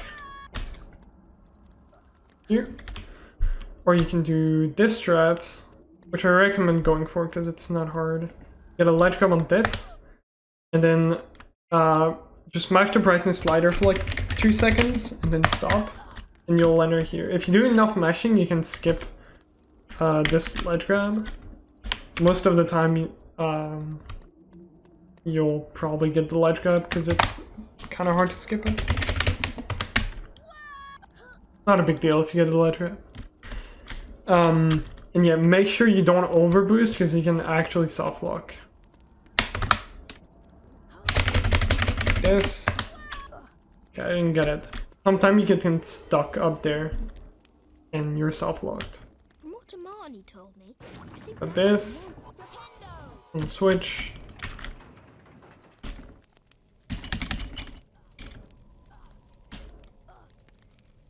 There's a boost here you can go for, where you just walk off and pause before you grab this platform, and then as soon as you reload, start boosting before you even grab the platform, and you just keep mashing until Hari, until you hear Hari climbing. So like this, and then you should end up here. You want to do that slightly faster. You can stop boosting midway through, like after like 2 seconds of boosting. And then, yeah, just hold right at the end of the boost. Don't like this strat, the boost. You can just cast on the switch as soon as you arrive here. And jump on this platform. Right, here you... There. Cast Omar on this gate, turn around, cast Flipendo. And here, because the platform is moving, you have a bit of momentum.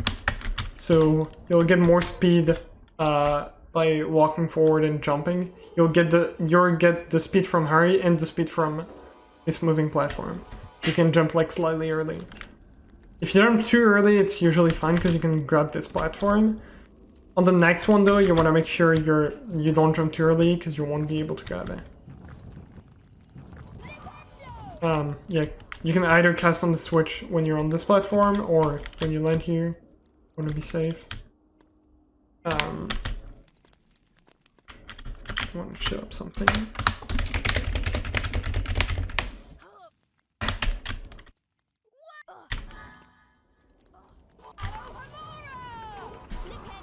There's a cycle that starts as soon as you cast Flipendos. So yeah, either like this, and if you fail it, get on this platform and cast on the switch. As soon as you cast Flipendo, cast on this gate. And yeah, you can use the moving platform boost again.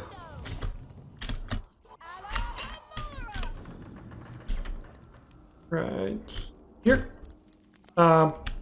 Yeah, it can be risky because sometimes you can bump on this wall, so if you want to be safe, just land on this platform and jump on this platform. Then again, Halamara on the gate, depend on the switch.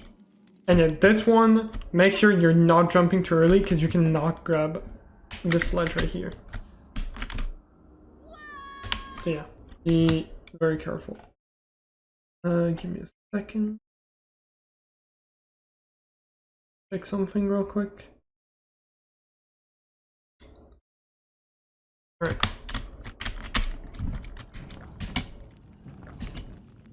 Over all these platforms. You can literally just jump through the Bloody Baron. This gnome right here. Make sure you cast on those two before you enter too far in the room. Because after that the other ones are just gonna start moving around. Here, from here, you cast on this one, and you cast on this one, cast on this one, and cast on this one.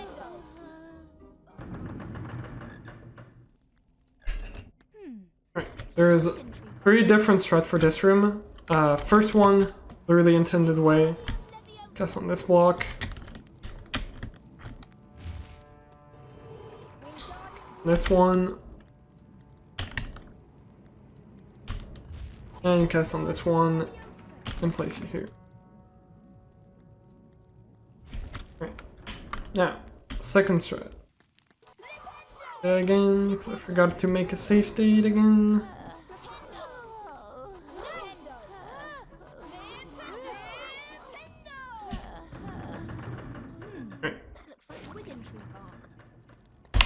Alright. Second strat, which is the strat most people go for, the strat that I also go for. Not the fastest one, but It's only 3 seconds slower than the fastest strat, which is really stupid. So, get past this first platform, they cast on this block. Try to put the block not too far left, like roughly here. It's good enough. Then jump on this platform and make sure you're on the edge of this platform, on the bottom right. And you cast on this block and you jump immediately after. Yes, and then you'll block the gate that's trying to go down, and then you can just place the block on this platform. Try it again. Pass this first platform, cast on this block, put it on the right, here, on the edge, cast on the block, and jump. Yeah, also for this, you want to be holding down and right, and not just down, otherwise the block will get stuck on this wall right here. So yeah, jump and hold back and right a little bit. Then when the block gets close, then you can start holding left. Right. Now, the fastest strat, which is very stupid. Don't go for it, but I'll still show it. It says like 3 seconds over the strat I just showed. Get up to here. It's another block lip. Cast on this block, then turn to the right like this. And again, the block needs to be right above Harry's head, right against the gate, and you just release the block. And it goes through the gate. This only saved 3 seconds, so over the strat I showed previously, so yeah, if you fail at once you're already losing time, so do not go for that. Alright. This next level, make sure you're holding forward when the level loads. It will stop these platforms from moving. Yeah, you want to get a boost. So you can boost off the front side here. So like here. I only says 5 seconds, it's pretty hard. There's a video in the playlist if you want to look at it. It explains it properly. Alright, so here you let go here. Nice. Perfect save state. Alright. Take control. Grab this ledge. Get to here. And around. Jump backward and get a ledge grab here.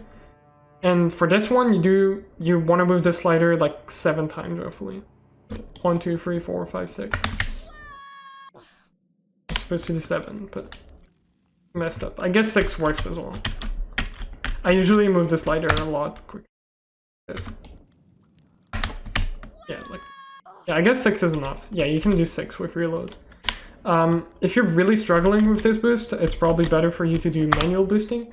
In that case, if you want to do manual boosting, wait for Harry's right foot to be on the ledge, and then boost, I think it's 7 times or 6 times.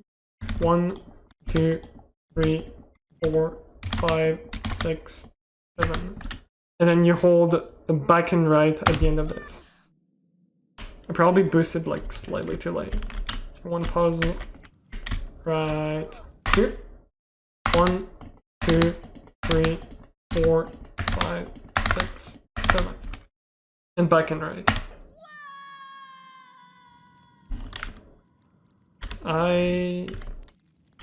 Not sure if I was holding the wrong input. Maybe it's better to boost immediately. Okay. New plans. Boost immediately. 1, 2. Very good at explaining tutorials. Like this. 1, 2, 3, 4, 5, 6, 7. I don't know if that's enough. Not enough. Boost 8 times. I swear this is easier than grabbing the other side. And reloading. I'm just really bad at it because I haven't done that strat in years. 1, 2, 3, 4, 5, 6, 7, 8, and back and right. There we go. Oh my god. Alright, and from here you can get a hyper jump and land on this platform. There's a boost you can go for here. It's not really worth it. Only saved a second. Then here. And just cast on this switch. Alright, cast on this switch, turn around, and you want to make this cycle on the platform. It's a lot easier than, it's not a hard cycle to make. Just make sure as soon as you cast on the switch, you turn around immediately and you're already walking forward and jumping on this platform. Not hard at all. Got the save book if you want to.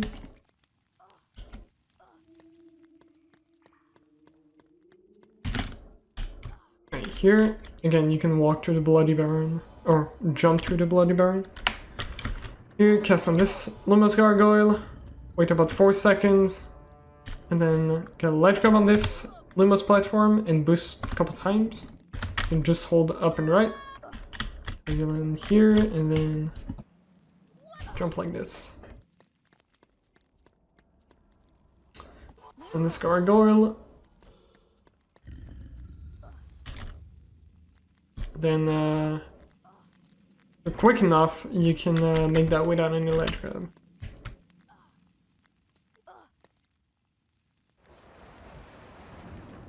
Here, just walk off and try to only like tap forward a couple times here because you don't want to fall off. You want to like walk off but land on this block and walk to the edge of the block. So like right here, it's fine. It'll work fine.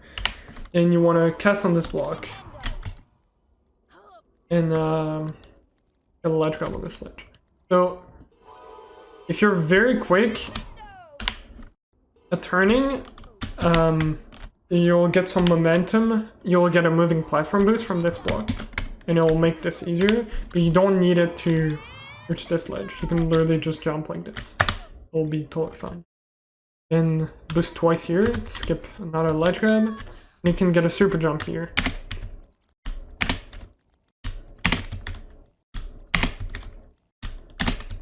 There we go. And after you got this ingredient, you can get a second super jump. And make sure you're facing this way, because if you're facing this way, it's possible that you literally super jump over the cutscene trigger.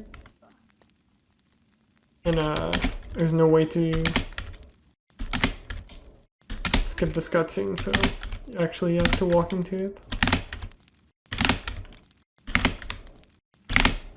There we go, like this. And yeah, there's no level end trigger or anything, so yeah. Just try to get it like this. Again, this one only saved like a second, I think, so if you fail it, just keep going forward. Alright.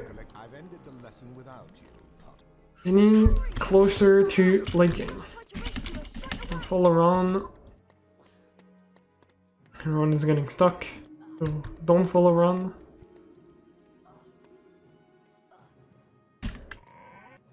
Alright, there's not much to explain here. There's one super jump that you can go for. But yeah, pretty much just follow the beans trail. I'll show the one super jump you can go for. Or you can just walk off, won't die. Okay. This is a super jump you can go for right at the end of this first staircase.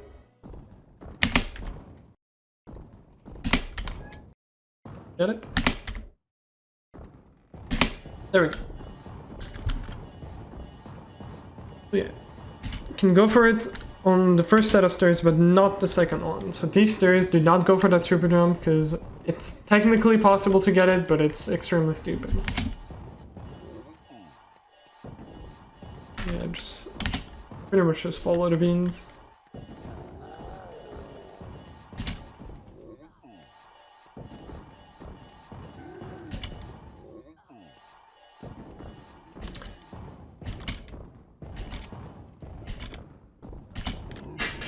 Alright, time for an amazing fight. So here you can pre-aim on the object that the troll is trying to throw from here. Yeah. later in the fight he's gonna throw them faster and you won't have enough time to pre-aim on them like this.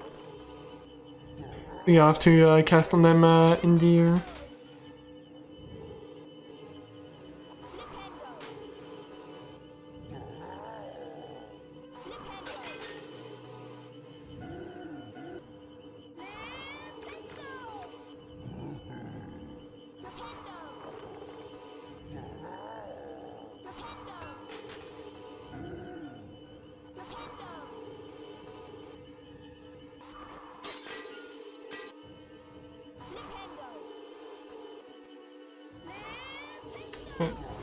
Yeah, here he gets faster, so you have to aim in the air instead.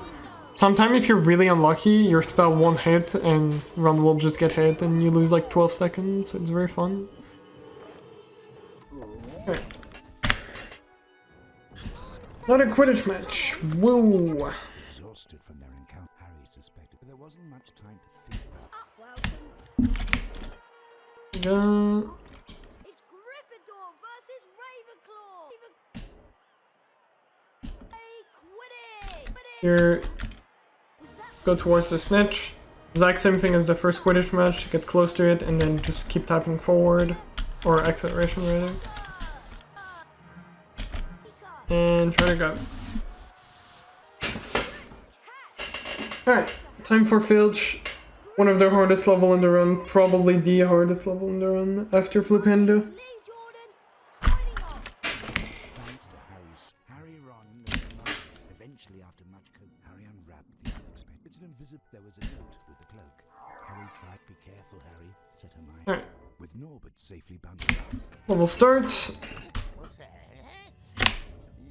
So, yeah, right at the start, messed up. I'm gonna walk like here. Okay, so now I have to wait for Filch to like walk all the way next to the door. You can just hold forward and left and just jump past him. Just on this door.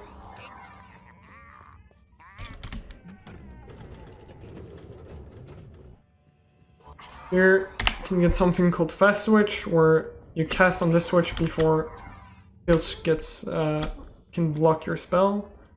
It's very tight. Don't get it very often. You fail it. Let's take like this. Cast when Filch is past the switch. Yeah, and right after you cast on the switch, tap back once. It will speed up this cutscene by a little bit. Alright, here, make sure you get past this limp right here, because if you cast before, Filch can catch you. Like this, for example. Okay, make sure you're past it. As soon as you cast on the switch, hold double left immediately. And from here, you just walk forward. Make sure you're like close enough from Filch, so like roughly here, hear you. But for example, if you're right here, he's not gonna hear you. Oh, yeah. And then you just want to hit this bookcase, because as soon as you hit this bookcase, it will stop chasing you. Like this. And I'm bad. This. There we go. Grab the save book. Just on the door. Alright, here you can do different strats. So, the fastest one is to cast on this door once. And cast on the switch immediately, and then backwalk against the wall like this. Now, how can I get up there? Now, if you're bad at this, you can cast on this first. And go right here. Cast on the door. And cast on the switch. This basically gives you more time to cast on the Flipendo switch that's behind this door. Because with the other strat, if you fail it, I think more than twice, Filch is gonna catch you. But yeah, this is slightly slower. Because you have to wait for Filch to start moving. Now, how can I get up there? And yeah, make sure you tap back right after you... So, make sure right after you cast on switch, you're right against this wall right here, and make sure you tap back right after you cast on the switch. Speed up the cutscene. And yeah, if you're not right next to this wall, Filch will catch you. You can get a hyper jump on this bookcase, like this, but it can be tricky, only stays half a second. So instead, you can also just do this. Alright, this part. There's like, yeah, there's two different strats. I'll show the easy one first. Easy one, on the top, you cast on the door. And then you just wait for Filch to go away.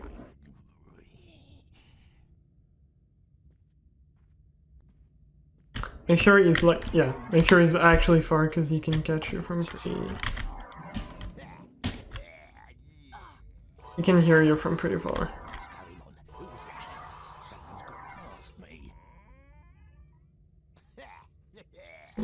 Can you do slow-mo on this? Yeah, good. And after that you just cast on this one. And hold back, it speeds up this cutscene. Right. Now, same strat, slightly faster. After you cast on this door, you drop down, wait for Filch to turn around, and then it's really hard, but you can actually cast on the switch from behind him.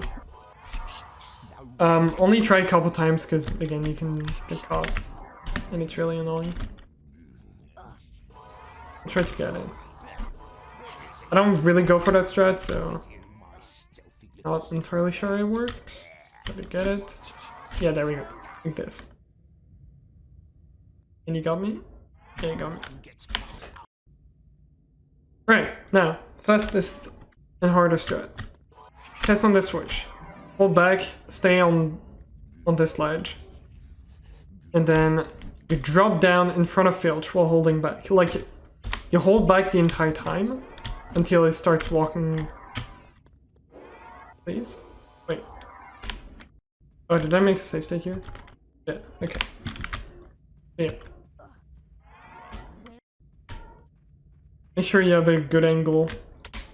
Not an angle like this, because you're like close to Filch and you're just gonna run into you. Or a straight angle like this. So just face this wall. And then go backward.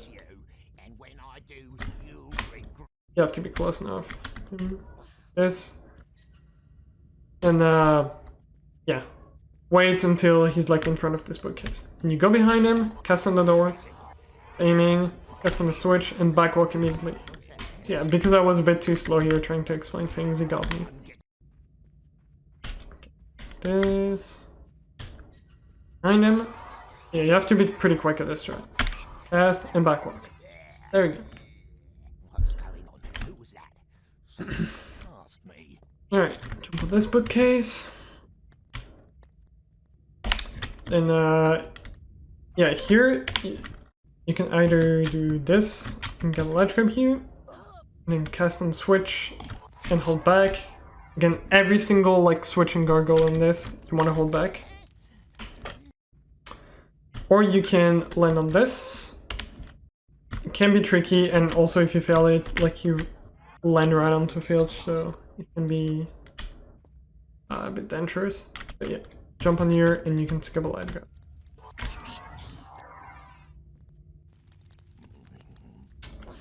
Yeah, you actually have to be quick enough on this part. Like, that's why if you're bad at this strat, you should probably...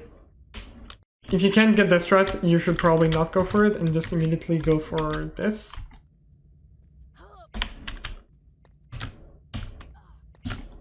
Because there's a cycle you want to make here. Essentially here, if you're fast enough, Filch will get stuck on this bookcase. And you can just run through here. But if you're too slow... Over here... If you're too slow, it's gonna be right in front of the door. So yeah. have to be quick enough. Alright. Fast, hold back, and jump on this bookcase, run. Guess on this switch, hold back.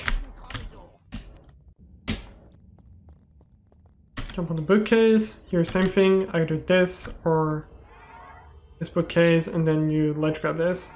If you want, you can go for this one. It's not as risky because there's no cycle with Filch, and also Filch is not down there, so he's not gonna catch you if you fall down. Please get this.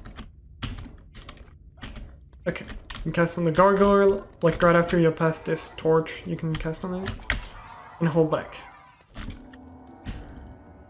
Alright. There's a trick, again, in the playlist. It's called Kick Jump. I'm gonna show it.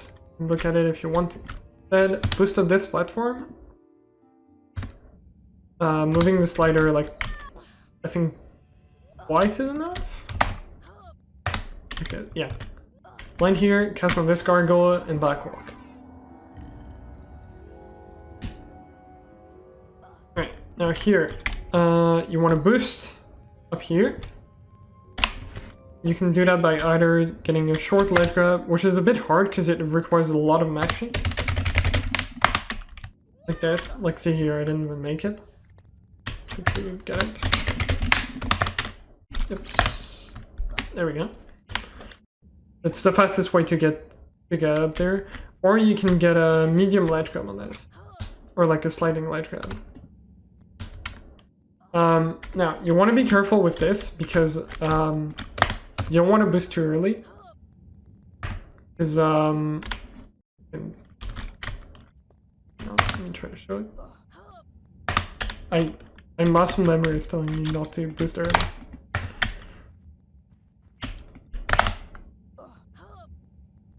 There we go. Okay, if you boost too early, you get stuck on this wall, it's very bad. So instead, what you want to do is, so Hari he does like two different sounds, like the first one and then the second one telling you that he grabbed the ledge. When he does the second one, wait a second and then you can start boosting. Like this. Okay, yeah, you can get two different boosts. Sometimes you'll get up the roof, which is good because like even if you boost early, you're fine. But if you get the other one where you get stuck on the wall, it will only work if you boost late enough. So yeah, wait for the second noise, 1 second, boost. And you'll land here. Alright. Make that with a ledge grab.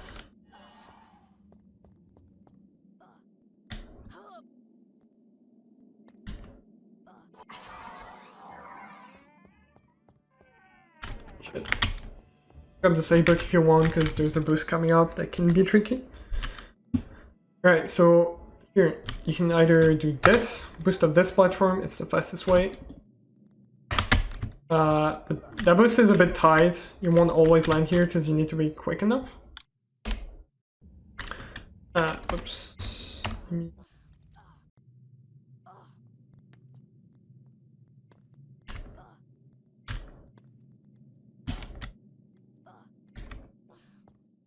Like this. So if you want, you can you boost up this one? I'm not sure. I don't think you can. Let me try it. Yeah, no. Alright. So yeah, if you can now get this boost off this first platform, grab the ledge here, and then boost here. Yes. And yeah, make sure you backwalk entering this tower. It saves like 9 seconds on this one. Very important. Okay, again, turn around or the backwalking trick, it's up to you.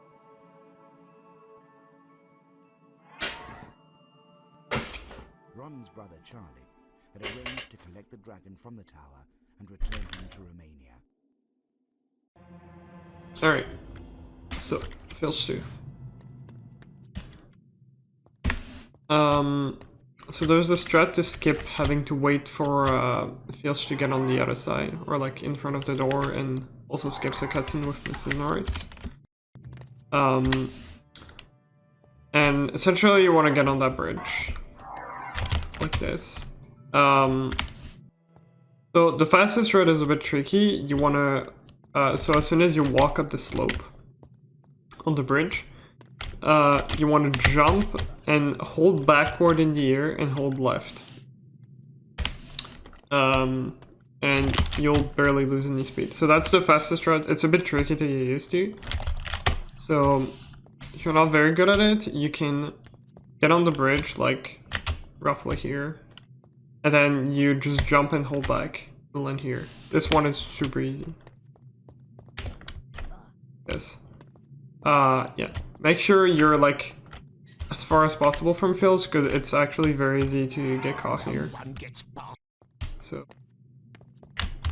if you can try to be like here, it'll be good enough. But yeah, stay as far as possible from it. And here, make sure you cast after you get past this lamp here. Sometimes it can catch you if you cast from here.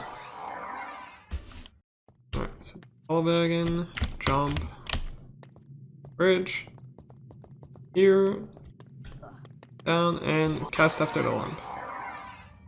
And I will skip a cutscene introducing Mrs. Norris, which is another like minute, I think. Here we cast on the door. I've heard you. More You'll not cutscenes. get past me now, you rotten little gutter snipes. Decrease the game volume a little bit because it's kind of loud. Better. Okay. So there's two different strats. There's three different strat actually. I'll show the easy one first. So easy one is you go in the middle and you go left immediately. And then you come back here and make it. Now, second strat. A strat that I go for, it's the safer version. So you go on the left immediately.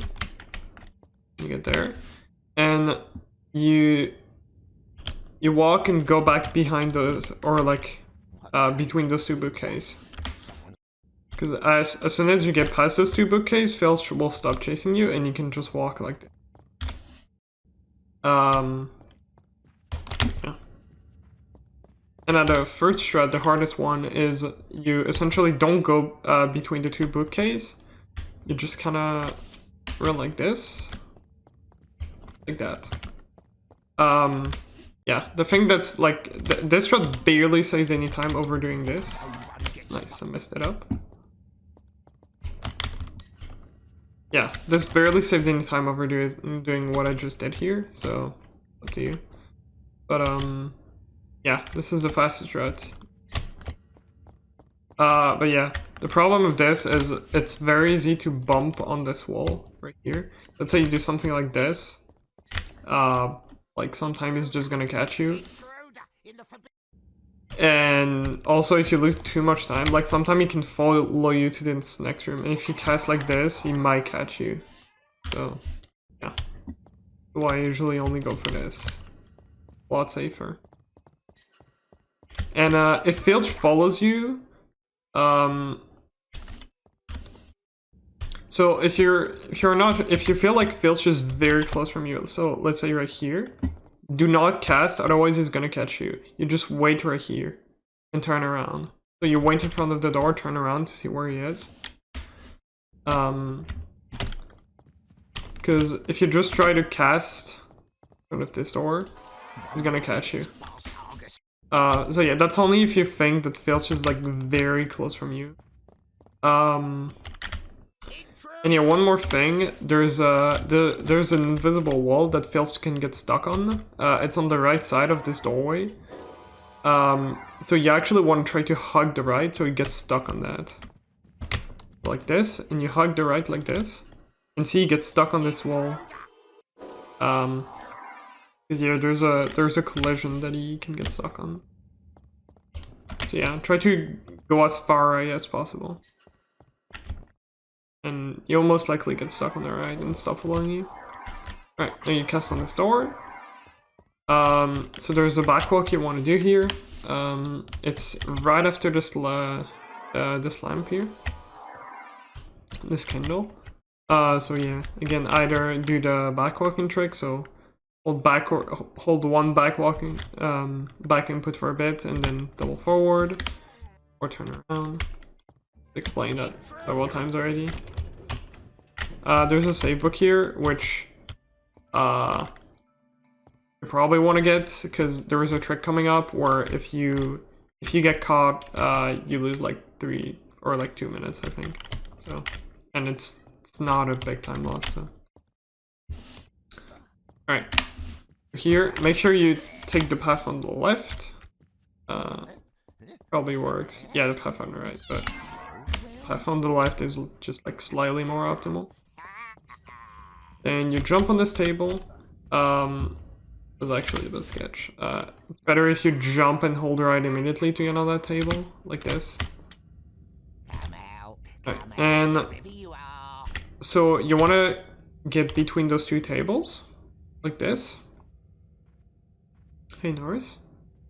She's actually going to be really annoying, so I'm probably going to make another save state. Like this.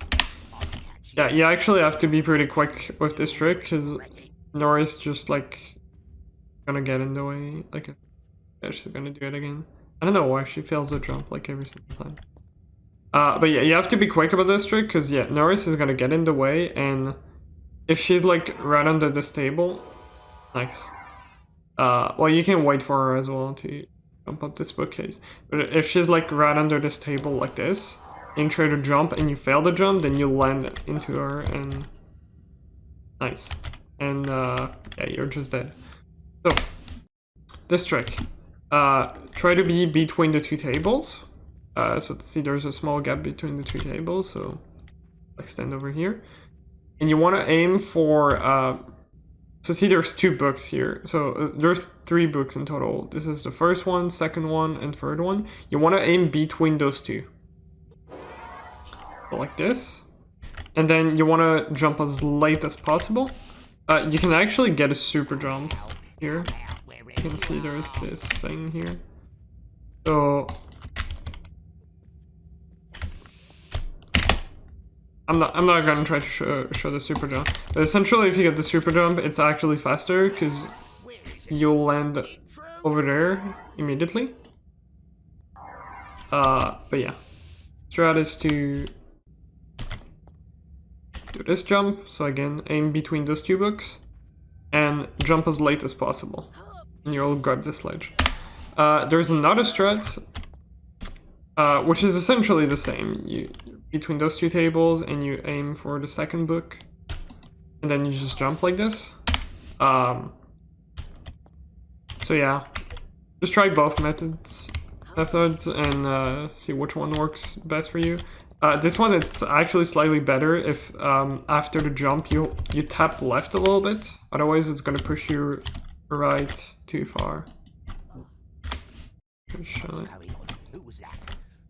This. Sometimes it still works, but yeah. Alright. This. At least I failed it. There we go. So optimization, you can directly jump from here with no ledge grab. You have to jump pretty light though. Or you can do something like this. Doesn't matter too much. Right, this room, there's like 3 different strats. I'll show the hard one first. So you can angle your set. If you want to have a good setup, you try to get a sliding ledge grab and get stuck on this candle. Then you turn, aim for something like this. It's really not that precise. It's more the inputs after the jump that are important. And then you run forward, jump, and hold right, double right in the air. Like this. You'll enter here. And it skips pretty much all the ledge grabs. Now, if you don't like to do that jump, or like holding right in the air, you can jump on this bookcase immediately. From here, I think you can also get a ledge grab on that if you miss. Yeah, you can get a ledge grab as well, so it's really not that risky. Yeah, if you don't like that jump, you can jump directly on that bookcase, and then you jump here and get a ledge grab. And if that jump is too hard for you, you can literally just get a ledge grab here, jump on this bookcase, jump on this one, jump on this one, jump on this one, and then get a ledge grab here. Cool, Nick. So yeah, here instead of walking all the way down to the door, you can get a hyper jump on the set of stairs, and then you hold right, jump, cast on this door. Another cutscene you want to backwalk into, so there goes. Wow. And same for this one. Reflected Harry's step. He was One cutscene, I'm gonna skip it. He went on to explain, but that it would the mirror of Erised, but prepared for what?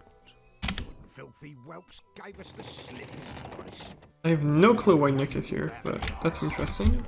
He's still gonna be here. So yeah, after this you just hold right and cast on this door. Plane. Yeah, I have no idea why he's still here. Doesn't matter. Up this stairs, very optimal strat is to cast from here. So you don't get stuck on the bookcase at all, but you can just run to it and do something like this. Doesn't matter too much. So if you didn't grab the last save book, I really recommend to grab this one, because if you die in the final room, you lose about 5 minutes. So yeah. Cast on this door, jump on this table, and jump on this bookcase. You want to do one boost. So you only want to do one boost, and only when Harry's right foot is on the ledge. So like right here. Do one boost. I actually timed it bad. I don't know if it is safe state, so I'm gonna make another one. So like this. It's like as soon as his foot gets on the bookcase. Okay, apparently it's slightly later. I don't know. It's all muscle memory. Okay, yeah, so probably slightly later will help. I'm really bad at this. Holy crap. Yes, right? There we go. Okay. So, here. One boost, like this. And if you do something like I did earlier, which I pretty much never do. Yeah, I don't know why it didn't work, the other one. But yeah, if you're too low, and if you know that you're too low, do a second boost immediately before you gain control again. Then here is my optimization. You can get a hyper jump and walk, like walking here. Down. This door you can't just auto aim at it like this. You actually have to aim and then move your cursor up a little bit. So yeah, be aware that it's a thing. Not a backwalk.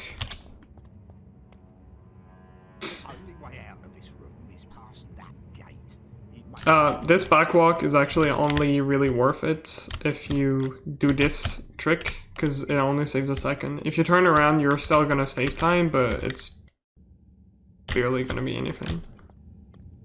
Alright. Alright, so this room has a trick right at the end, which I'm not gonna go over. It will be in the playlist again, if you want to look at it. This room on the EU version is a little bit different. Normally on EUS you would have regular Wingardium platform here, but instead on EU you have this weird platforms, which are really buggy, and you have to be really close to the block to like put it on this platform, and also the trigger after you put the block to show the cutscene on the door starts. The cutscene starts a lot sooner. The cutscene right here, which means you have way less time to get out of this room holding double back than on US. One thing you can do to make this trick easier is to cast I usually look for these squares on the floor. And as you walk on these, the second set of squares when you enter this room, you want to cast and then turn around as soon as possible. Probably even cast earlier. You can even cast from here, which gives you more time for turning the first two squares. And then it will give you more range to put the block on the platform. That's because the game looks for the camera's position for how much range you have and not Harry's position. Since the camera is always behind Harry at all times, then doing this, you put the camera closer to the block. And then you can put the block here, and that gives you more time to hold back and get out of this room really quickly. Like this, you hold forward to put the block, then you walk out of the room very quickly on the right side, and then you should avoid Norris. There is a slightly faster way to get out of the room, which is getting past Norris. Which involves turning around, and then here you can hug the right wall and make it faster. I'm on a weird cycle because I skipped cutscene. Normally this is a lot tighter than I just made it look here. But yeah, I'll show just easy route. Depending on what route you do, it will also influence where Filch is in his path later. And you might get stuck on the wall or not. You want to do the same thing here, turn around, and again you can go the easy path, which is away from Norris, over here, or hug the wall on the left here once again. Alright, and now this is where things can be a bit different. So for this third block, and then you want to pay attention in the cutscene if you hear the lamp from Filch. So this lamp that you just heard, if you hear it in the cutscene, that means that Filch got stuck on the wall. So in that case, you have to be a bit careful, because you want to take a really wide line, because yeah, otherwise he can hear you. You can even wait if you want to be a bit careful. Because at some point when he starts walking in, he will run in the corner. So yeah, if you hear this lamp, that means he got stuck. So you can wait a little bit like this, and then take a wide line around him, and then go for the casting the block. Now, if you went for the fastest strat, you actually will not get stuck. I'm trying to waste some time here to show it. But yeah, if you took a bit longer, you will actually not get stuck on the wall, but instead go in this direction. Which, if it happens, you want to stop in place, because Filch will only hear you if you're running on the ground. But if you stand like this and don't move, then you won't hear you. Now, normally you would be a bit further. Normally you would be about here when Filch is closer if you go for the fastest strat. So you would essentially want to stand still roughly next to this corner. But yeah, just make sure you're not running when Filch is getting close to you, and then once you walk past you, you'll be fine. So now the last block.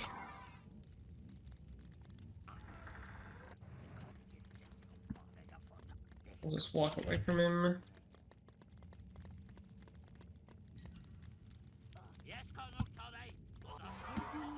Last block, last turn around.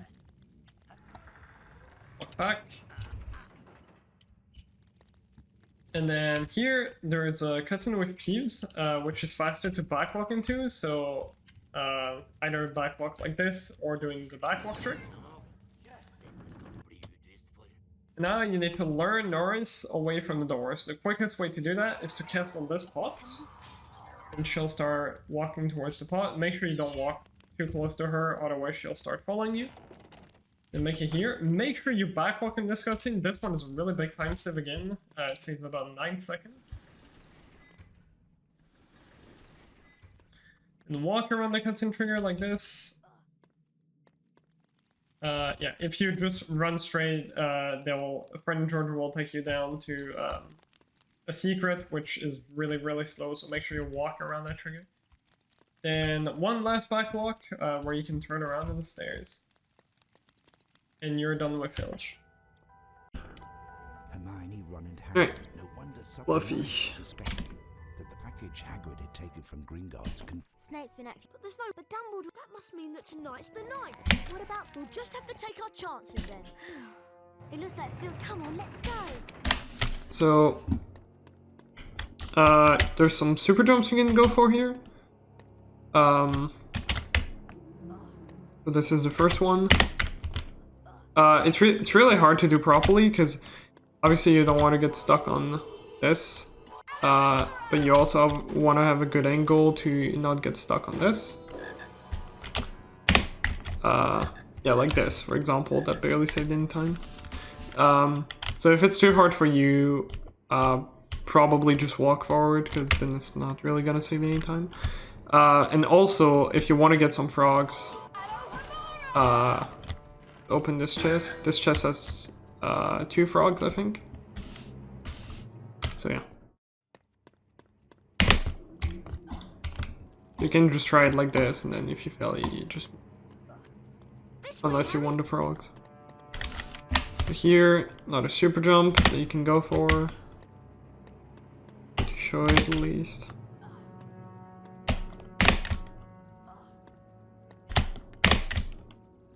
I'm really bad at this one.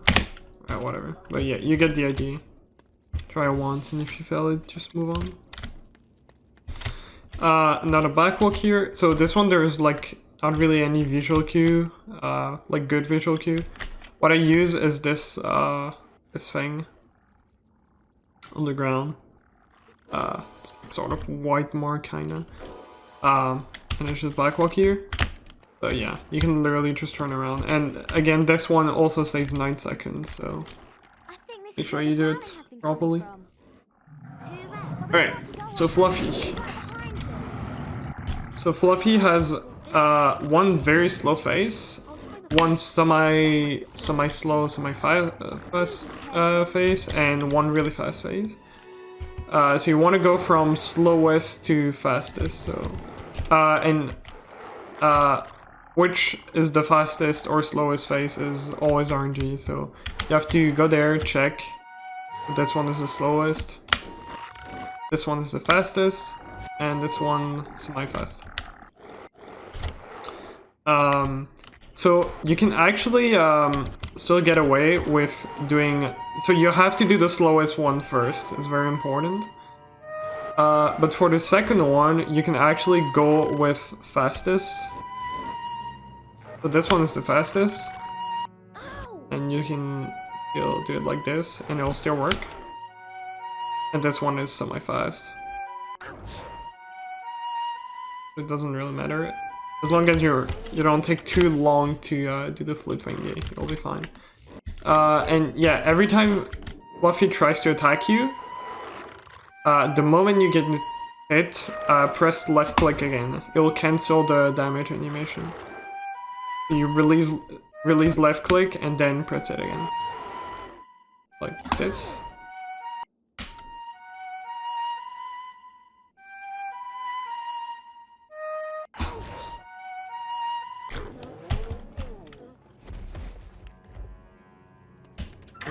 Cutscenes. See, it's okay. It's a soft landing. Make sure you hold back Come on, Harry. for this next level. About to load. It saves a couple seconds. I know. Next time I'm gonna pay more attention. Help! Alright, so my strat here is to... Try not to get too close to. So you gain movement right here as soon as Harry like turns around and faces the double snare. Here. My strat is I jump and hold right over here. And then I start casting on Hermione. Like this. so you have to do it 5 times on Hermione and 5 times on Ron. You'll have to cast on like some of these vines, like at least a little bit. Yeah, really simple. This way, Harry. You have the time to pick your quid up. Good luck, Harry. Good luck. Alright, and here, follow this path. He's gonna be right here.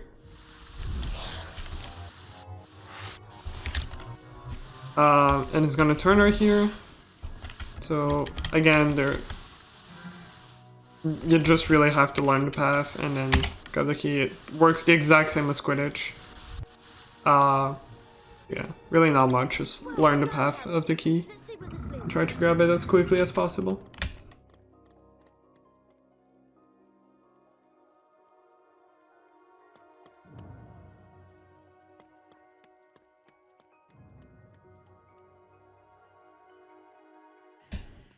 The next puzzle is a gigantic chessboard. Alright, so there's a skip for the cutscene that starts before you get into the chessboard. It's right here. It's a very difficult trick, so it will be in the playlist as well. But yeah, if you're not going for chess skip, backwalk into this cutscene. Saves a little bit. Alright. I've defeated most of the pieces. Harry, you'll have to walk on. The chess is always the same every single time. So you start with going on the right here. Then you just follow this diagonal line. This. And for the last move, you can, yeah, something I forgot to mention. You can't really, like, I've defeated most. Harry, you'll have to walk on. Do be careful. you can't really, like, hold the inputs in the cutscene, because it will move you, like, on the right. So make sure you wait until you actually gain movement here before you do anything. Here, you gain movement, then you can turn in this direction. And same thing here, wait until you get movement, now you can hold forward. For the very last move, though, you can hold forward during this cutscene. It'll buffer the last input, save a bit of time. Come on, let's go. Alright, next level. I'm actually gonna die because I want to show a small time save. Like this. So yeah, you can either follow Hermione, like take this path, or you can do this jumps like this to get ahead of her. It doesn't save too much because you still have to wait for her to open the door, but it saves a couple seconds. And it's really not that difficult. You just want to make sure you jump when you get on those when you walk on those few steps, because it gives you a small hyper jump. Yeah, if you're not very good at it, then just follow the normal path. There's a skip coming up, so you can grab this save book if you want. Because if you fail it, it's faster to just reload the save. Alright, so here. So you want to jump on this platform. Make sure you jump before you walk down this first step. Otherwise, you'll lose... like, you'll have no height on the jump. Like this, for example. So yeah, make sure you jump as late as possible, but still before this first step. Nice, I jumped too late. Like this. Not a very hard jump. Then you get into this corner, like this, and you turn. And here, the angle is very easy. So you just want to make sure you don't have an angle that's too far left. You actually want to have one that's like really looking like almost inside the wall like this. Nice. Like something like that will work. Something like slightly more to the left will still work. I think, actually, yeah, no. If I turn a little bit like this, it'll still work. Actually, never mind. Yeah, well, I guess, yeah. Okay, so make sure it's as far right as possible. Actually didn't think that it was that precise, but it's really not that bad. So yeah, you want to have like a visual cue, aim for like this texture between this line and this line. That's what most people use. and then you just hold forward and jump and hold forward the entire time, never release forward.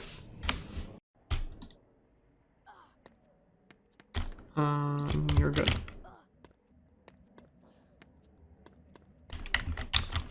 So jump on this ledge. Make sure you don't just walk here because it triggers a cutscene, which you can avoid by literally just jumping from here to here.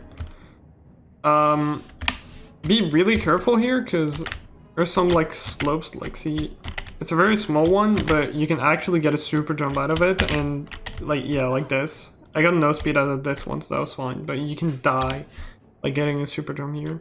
So best thing to do is either you just keep walking and drop down here, or nice, put a safety here. Or you just jump as soon as you land on this, like this. And do the platforming section.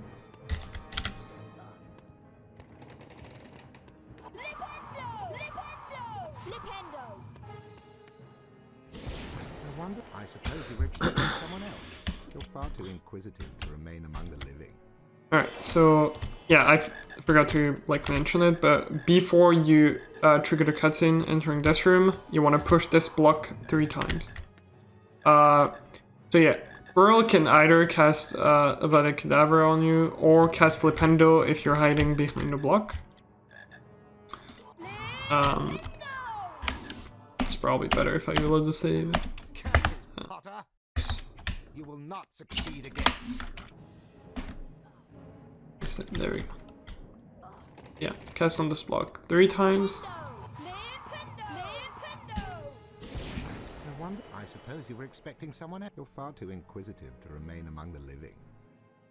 Then push this block once on the left, push it to the right, go behind it, push it 3 times, and push it to the left, and push it.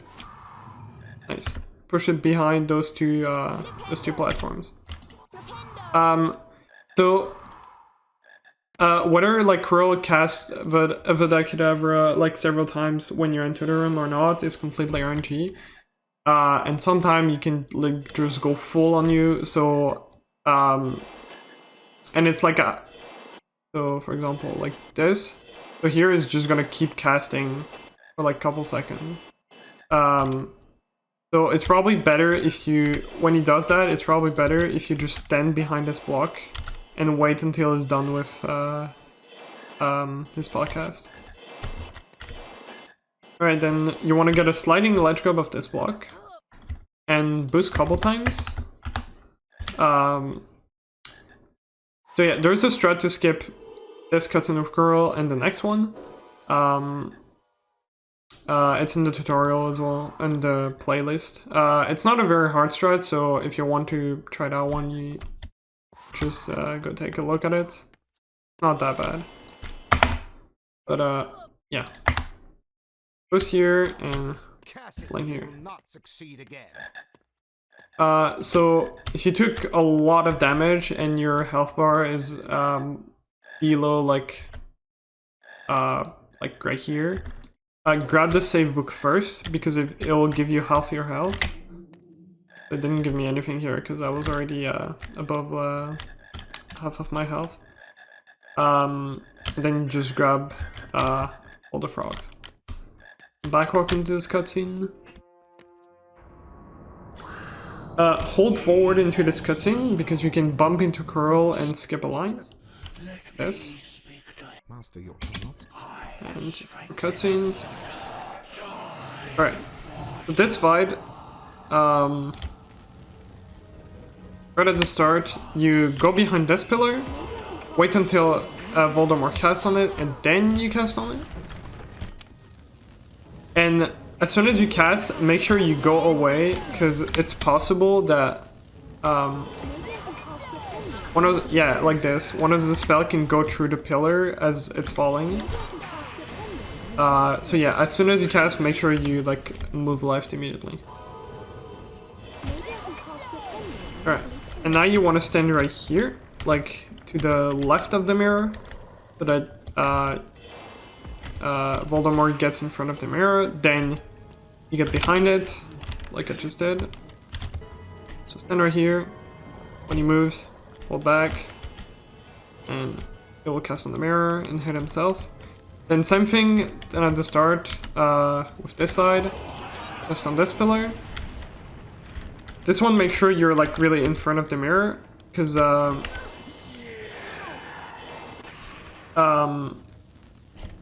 like on the left, because with the other one, with the other side you can get away with being like right here, but not on this side. You want to make sure you're on the right, but really not too far, because if you're like right here, for example, yeah, it's already too much. So yeah, make sure you don't go too far. Like here is enough, and then you hold back and do something again. So if you did the skip, the skip before to skip the cuts in the Rift Coral and the cuts in entering this last room, you'll only use this, or you'll use this statue 4 times. I'm too late. You'll use this statue like 4 times until it breaks. Actually, I think it's yeah, it's 3 times.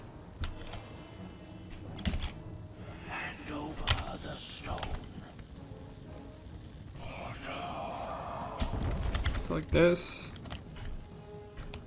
Yeah, and then on the last hit, you would go in front of Voldemort and take an intentional damage. Wait in a bit. And then you get in front of him. This. When he hits you, you do 2 spellcasts, and then you hold back and get behind the mirror. And if you didn't do the skip and you have full health, you use this statue 1 time, and then the other 3 times you just take intentional damage. Same thing, spellcast twice, and then get behind the mirror. The 2 spellcasts is just so that you get a consistent timing behind the mirror. 3rd time, and timing ends when the cutscene starts after Voldy is dead.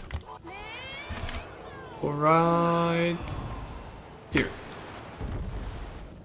Right, and that's pretty much it. So yeah, I probably went over some, like, spent a lot of time on explaining stuff that was like really easy. I just wanted to make sure this tutorial was like very complete.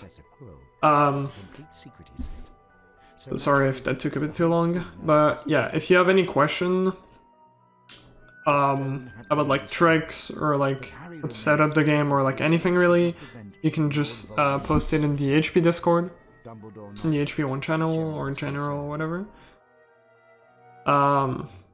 Yeah, that's pretty much it. If our battles do no more than